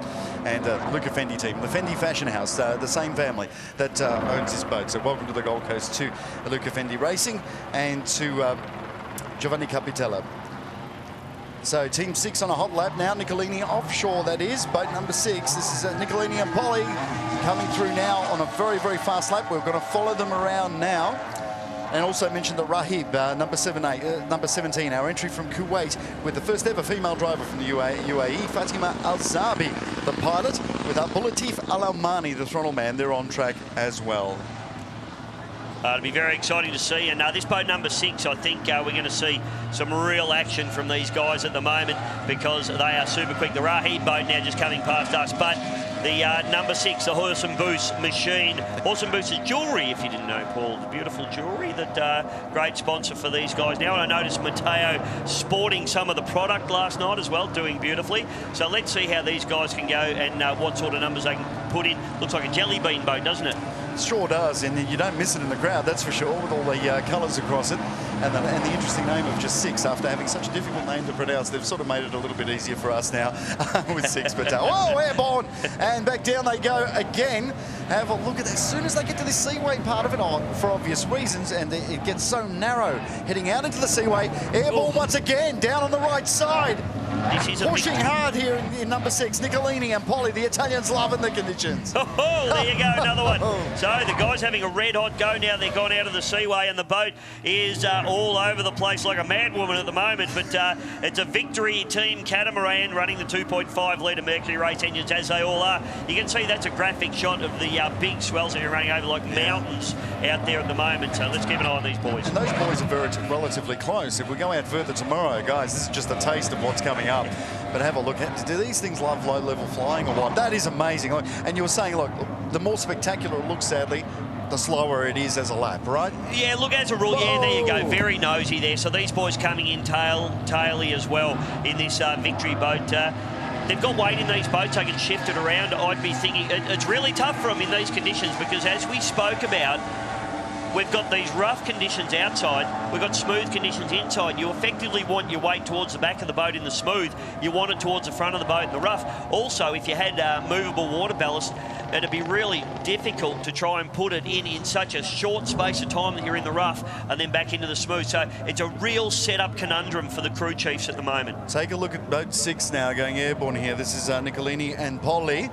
Have a look at that. How high did that get? Did you see the propellers? Like, yeah. You can clearly see, and the incredible stuff. And but you of can course, see their time was 8, so 6 came 8 in that, and 3 minutes 10. It was just over 3 minutes 10 for that lap. So as we were saying, spectacular to watch, and you'll be seeing lots more of it, folks. Get used to it. This is the XCAT World Series, but it doesn't translate into a faster lap time if you're getting that far up all the time, aren't you? There's T-Bone Station, side by side with Yachts, boat number 96. Great to see Yachts out there for the first time. And that's exactly what you don't want, Paul. You don't want to be next to anyone in these shootouts and these hot laps.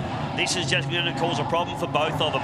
You've got ports turns and starboard turns in this particular event, and you're going to get, I mean, T-Bone Station's had to run wide out the front of us right now as they come through. That's a problem for them. When they come down into the bottom turn, it's going to be a problem for Yachts Magazine. But as we see it in motorsport qualifying, you back off and give yourself some room. So why do you think it's just running out of time, or would you bother overtaking another, unless you're left with no choice, or just back off and give yourself it may have just just been the way it could have just been the way it worked out. You know, they came across them. They're on a hot lap. The other guys aren't on a hot lap. It looks as though the Yachts boats now drop back into their wash now, so they'll probably give themselves a little bit of space, a little bit of room, and the T-Bone station will get a cleaner shot at this lap. Give you an idea of the turbulent water. Boat 17, you can see on our virtual eye on our screens now, 116 kilometres per hour. And you take a look at boat 10 at 180 kilometres per hour. That's T-Bone station, just about heading towards the hairpin. Look at that magnificent Gold Coast view. That is Surfers Paradise in the background. And the Marina Mirage, you can see all the boats. There's such a boating community here. As I said, Australia's boating capital, without any doubt at all, the Gold Coast. Surfers Paradise heading towards Southport now, getting past the SeaWorld area, then the raw water, the very smooth part of the circuit here. So, or the course, I should say, and using a motor racing term there. But lots and lots of speed here. I will get all those terms from you, Sponson, and all those sort of things before the end. Oh, no, we love it, mate. It's absolutely unbelievable. But you can see the Yachts boat still running in the spray and in the wash. As I said, the wash probably not a huge issue other than coming into a corner. The spray can be a little bit of an issue, and you can see in that shot there, and the spray coming off the back of the boat creates a mist, and it does create a vision issue for the guy piloting the boat. So T-Bone station out in front, but the Yachts boat, they want to try and get themselves away from that. I'd even, if it was me, I'd probably sacrifice a lap, settle the boat down, come right off, and then have another shot at it. But it's going to be interesting to see what they try and do here. These guys actually had an absolute ding-dong battle against each other in the last round. So it's like they're glued together or stuck together with a bit of string at the moment. Let's have a look at Carpatella and Nicholson now taking all the way around the lap. There they are, airborne. Nice balance, though, on the landing there. It is, yeah. And here they go, heading out towards the offshore now. Let's see what they can do. As I mentioned, they're in one of the fastest boats out there, the T-Bone station machine. XCAT Racing, look at that. Look at the form. Absolutely. In fact, this guy loves his racing, too. I was having a chat to him at the Drivers Welcome event, and he brought his family down, Giovanni. They've been here for 2 weeks, having a great holiday, loving it, absolutely loving it, loves the place, and he's sure he'll be back here again and again and again. So here we go around the hairpin out in the offshore part of the course. I'll tell you what, a lot of people that may have seen a big SuperCat Extreme accident that happened last week. It was all over Facebook. Everyone's on Facebook these days, aren't they? That was actually Darren Nicholson doing a little bit of a running over job on a guy that's running out there, Travie Thompson, and big incident. So we're really happy that both those guys are okay, Trav and Darren. It was just a racing incident, nobody's fault, but great to have them up and about, and good to see Darren out there in the XCATs. And Travis, who you're talking about, is out there as well, as we watch T-Bone Station cross the finish line now. Fourth quickest, 3:06.79. Great timed lap there for this new duo who've never raced together before. The Australian and the Italian buttoning it off right now, so they're pretty happy with that. That strobe light that Dave mentioned earlier, that means they're coming in. Here's a replay of getting quite a bit of air there. Again, through that narrow section, coming back in from the offshore, through the Seaway entry and exit area, and through into our timing point. And beautiful and smooth, but very, very well done too. Now, I've got to mention too, the Global Marines out on track. There's Rahib on the screen now, and that's Fatima behind the wheel. At the controls, I should say, the pilot. Fatima Al-Zabi, the UAE's first ever female powerboat pilot. Congratulations to her and welcome to the Gold Coast. And her Throttleman, Abulatif Al-Omani. Now, she's replacing Veronica Aldrin, who was piloting this boat earlier in the season. So another female pilot out of Sweden. Yes. And this is a Doug Wright boat, one of 3 Doug Wright hulls, or boats, I should say, in the XCAT World Series this season, built in America. Beautiful boat. And Fatima's not doing too bad a job at her first time out. Yeah, no, look, it'll be, and they'll just go quicker and quicker. She'll get the feel of the boat, and they need to work as a team, and they need to run together as a team, and you can't just jump into these boats and be super quick straight off the bat. So I think it'll be certainly a learning curve for the Rahib boat, and she'll do a great job, Fatima. I'm sure that she'll be up and about. Plenty of experience in powerboat racing, so it's great to have her up and about. Well, in fact, we talked to Fatima about how she thinks she'll go here at the Gold Coast for her first time.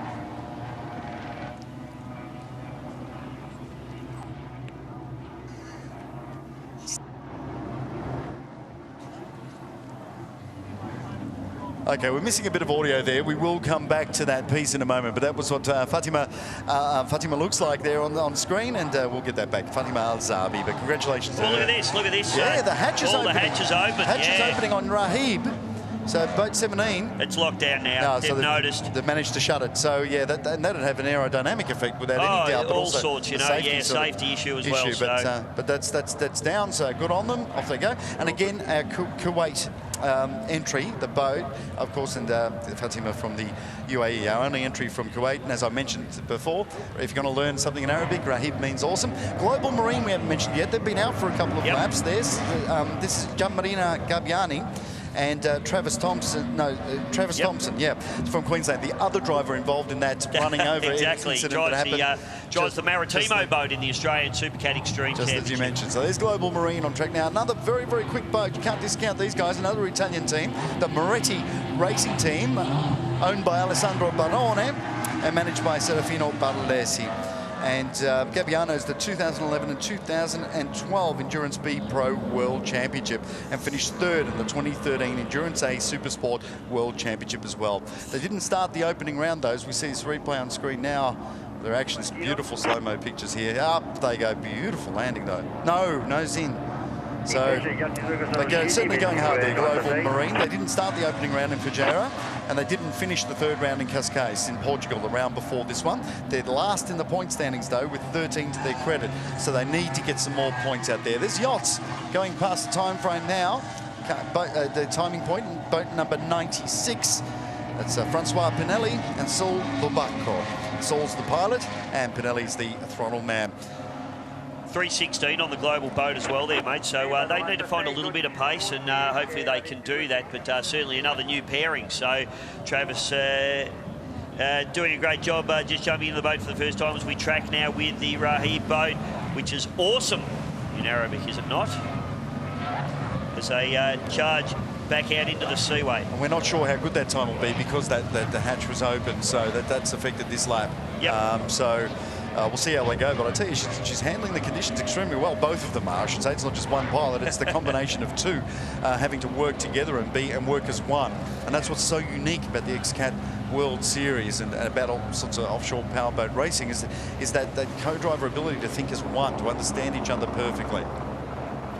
Okay, tracking now with the Yachts boat. We're going to chase them around for a lap here, Paul, as the boat looks very, very light on its feet and tips down into that starboard turn. The other interesting thing about the XCATs, particularly here in the Gold Coast, in Australia, offshore boats, all circuit boat racing runs anti-clockwise. These guys are racing clockwise, so quite different, and it's you know, obviously with their propellers, it'd be a setup issue as well. These guys run counter-rotating gearbox and counter-rotating propellers on these boats, so it shouldn't really affect them too much in terms of how they turn, but certainly the balance of the boat and the weights of the boat. So let's have a look at Yachts, boat 96 now, as they come through the starboard turn and then into the port dogleg as they just come charging through and doing a fantastic job in the Yachts as it storms up the back straight away. Yeah, looking very, very much in control out there at the moment.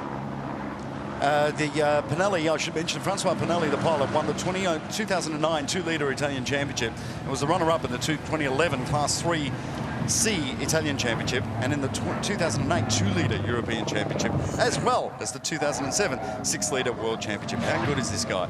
Babacco won the Class 3 Italian 2-litre Championship and the Class 3 2-litre World title in 2005, and also the runner-up in the 2007 World and Italian Class 3 World Championships. Another Doug Wright boat, the third one that we mentioned earlier. Reads like a who's who, Paul. I tell you, these guys are that good. And you look at the record of everybody involved, and not only them, but the crew people, the managers, and the decades involved, all the race officials. They've been involved in this sport for an eternity, and it just shows that passion that comes through from every single competitor. Now, mate, have a look at this. We got a great shot of the hardware on the back of the boat there. You've got a tie bar between the two engines.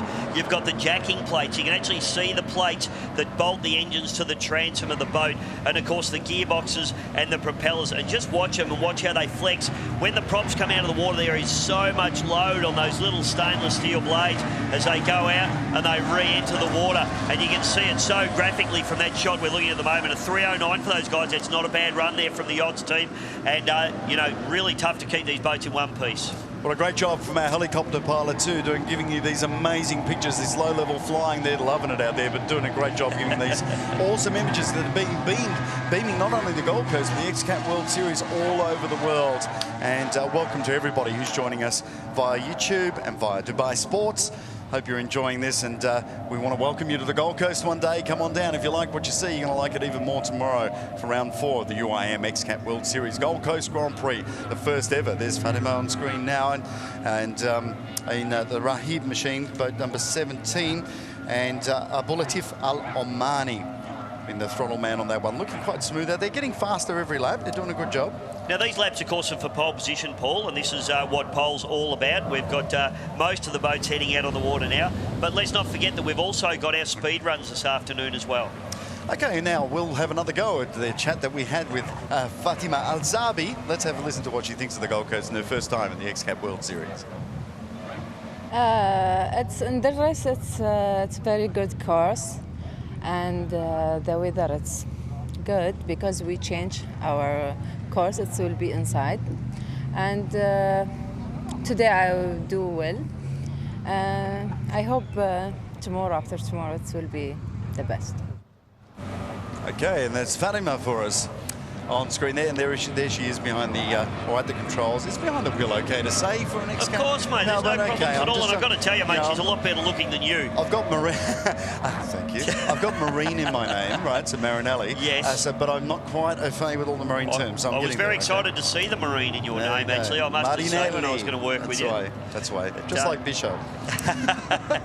Here's our helicopter pilot. Have a look. We're seeing him from our commentary point, but he's doing an amazing job and getting these incredible images. And there's Yachts. I reckon right here crossing the timing line now. Let's see what they were able to do. 335.18, 14th overall. Remember the experience level here that we're dealing with. That's right. Yeah, so that'd be a great shakedown for them. Absolutely. So they're basically last at this point. But they know where they are in the world, and they know where they've got to be as well. So, you know, they're going to go back. They'll make some changes. They'll have a talk about how they operated, how they worked, and it'd just be really good for them. So, Videx boat now charging hard out the seaway. This is a super quick machine, and I'll be pretty excited to see the balance of this boat as it heads out the seaway. Paul, let's have a look at them now. Yeah, Videx is a great boat. This is the Cantiere Postiglione entry, boat number 22 for L&L Racing. And Alfredo Amato and Joachim Kumlin behind is the pilot. That Alfredo Amato is the throttle man. They didn't finish the opening round at Fujairah, but they were 4th in Dubai's 2nd round. It is a quick boat. It looks the goods out there, but this is the first time that everybody's experiencing the offshore part of this course. I can't stress that enough. We didn't get a chance to do it in practice yesterday. It was way too rough, 6.5 meter swells. You just couldn't do it. So this is their first time on that. So if you're looking at things and thinking, oh, you know, they're struggling, well, everybody is seeing this for the first time. Yeah, that's right, Paul. And the other thing too is I think we could definitely say that the teams that have gone out earlier have been kissed on the forehead by an angel, haven't they? Because they certainly had probably nicer conditions than what these guys are trying to deal with now as the Videx boat just comes through. Have a look at their time, it's a 3:12. So they're certainly working very, very hard out in the sea conditions at the moment. And as we've spoken about a few times, that top corner is the one that's going to make you or break you, and that's where it's getting, you know, the conditions are deteriorating out there at the moment. Videx have got a big job in front of them now. They've gone out late in the session, later in the day, and the guys that have gone out earlier have certainly had a little bit of luck on their side and been smiled upon today. But that's the name of the game and the luck of the draw. That's just how it works in powerboat racing. Tomorrow, you might not have as much luck going your way, so it's going to be interesting. We've also got Speed Cat runs this afternoon. Now, that's basically a drag race. For all you guys that just love a good old-fashioned Yankee drag race down the strip, that's what we're going to have, and we're going to pair 2 boats, and they go down, and that actually counts for points towards the actual championship for these guys. This is for pole position, and our speed runs this afternoon are for championship points. And it won't affect qualifying, won't affect their starting position on the grid. What it will do is give them a championship point for every time they're in the water. So if you win a drag race, off you go into the next semi, and you get another point for that, and you keep getting points as far as you go. Of course, if you lose a drag race, you are instantly eliminated. Look at that amazing view of the Gold Coast. Let's have a look at the standings. There are no other boats out on the course. Dubai will take pole position at 2 minutes 58.51. Congratulations to Dubai team of Arif Al Safain and Nadir bin Hendi. Well done. First time in the Gold Coast on pole. Abu Dhabi team second on the grid, 302.68. Gold Coast Australia third quickest, did our country proud and did the Gold Coast proud. at 306.54 for boat 11. Well done to Tom Barry Cotter and Ross Willerton. Fourth quickest, T-Bone Station, 306.79. Lady Spain, fifth. Start out of fifth tomorrow, 307.21. And that's the first gate completed of that group, and we'll explain that in a moment once we go through the order as to how they'll start. Sixth on the grid will be Dubai, 308.34. Sixth will start out of seventh, so there's something for you. 308.62, only 0.3 of a second between them. Marine Investimenti Sud out of Italy, starting out of ninth. Oh, sorry, I should say Yachts, starting out of eighth in boat 96, 309.53. Marine Investimenti Sud, 309.54, 1/100th of a second between Yachts and Marine Investimenti Sud, starting out of ninth. Out of 10th, XCAT Racing from Sweden, 309.96 for boat 2. Out of 11th, Videx at 3 minutes 12.71, about a 3-second gap there.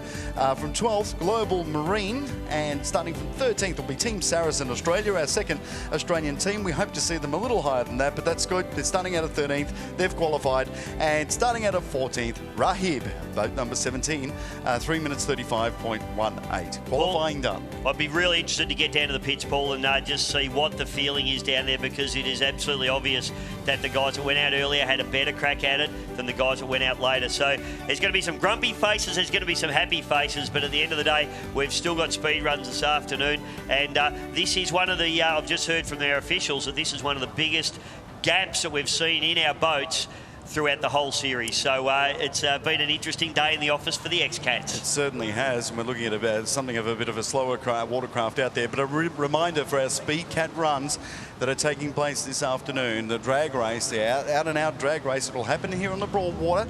It's going to be fantastic because you'll have relatively smooth water. It's what we've seen today in this part of the broad water as the course is opened up again for everybody to make their way through. This is the way it works here in the Gold Coast. The holiday makers have still got to have their fun. That's what it's all about. But the Speed Cat runs will be absolutely fantastic. Out-and-out drag race, 1,000 metres, full throttle. They get a flag up from what happens is they assemble in a starting area. They then move out, and the starter, Pasquale Cesena, will lift up, will give them the go. He hits a button, up goes the green flag, and then it's flat out drag racing and instant elimination for the loser. 1 point every time you hit the water for the winner. Well, Paul, that's officially the end of the session for today, and as the tide runs back in, let's have a little bit of a recap about what we saw on the water today in the shootout there for the XCATs here on the Gold Coast, the inaugural Gold Coast XCAT Superboat Championships.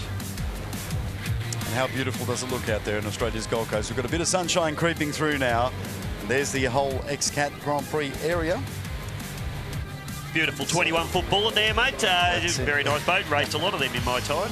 And we can see how those cranes were moving through. We had a caution earlier on. Yeah, that was an interesting one, wasn't it? We had the old Dolphin just visiting and saying g'day, but the XCAT Dubai, they certainly set the pace nice and early, didn't they? But those guys there, the Gold Coast boys, really put on a strong show. So did the Marine Investimenti Sud and Gold Coast. Tom Barry Cotter there and Ross Willerton doing the job for the Gold Coast. What a fantastic effort. So these were the guys early in the piece, and if you have a look, the conditions were certainly very, very nice for them indeed, Paul, and a couple of big flies from the boys as well, and these big rolling swells. Well, it gives you an idea what to look forward to in the Grand Prix tomorrow, and the Speed Cat runs for that matter, of just how exciting the XCAT World Series really is, and such a pleasure to welcome them to Australia and to Australia's favourite playground, the Gold Coast. Have a look at the way they've handled it. Yachts there on screen now. And a fantastic session there, nice and safe. We saw quite a bit of airborne activity, but nothing too crazy. Okay, so well, thank you all very, very much. We'll catch you for the Speed Cat runs later this afternoon.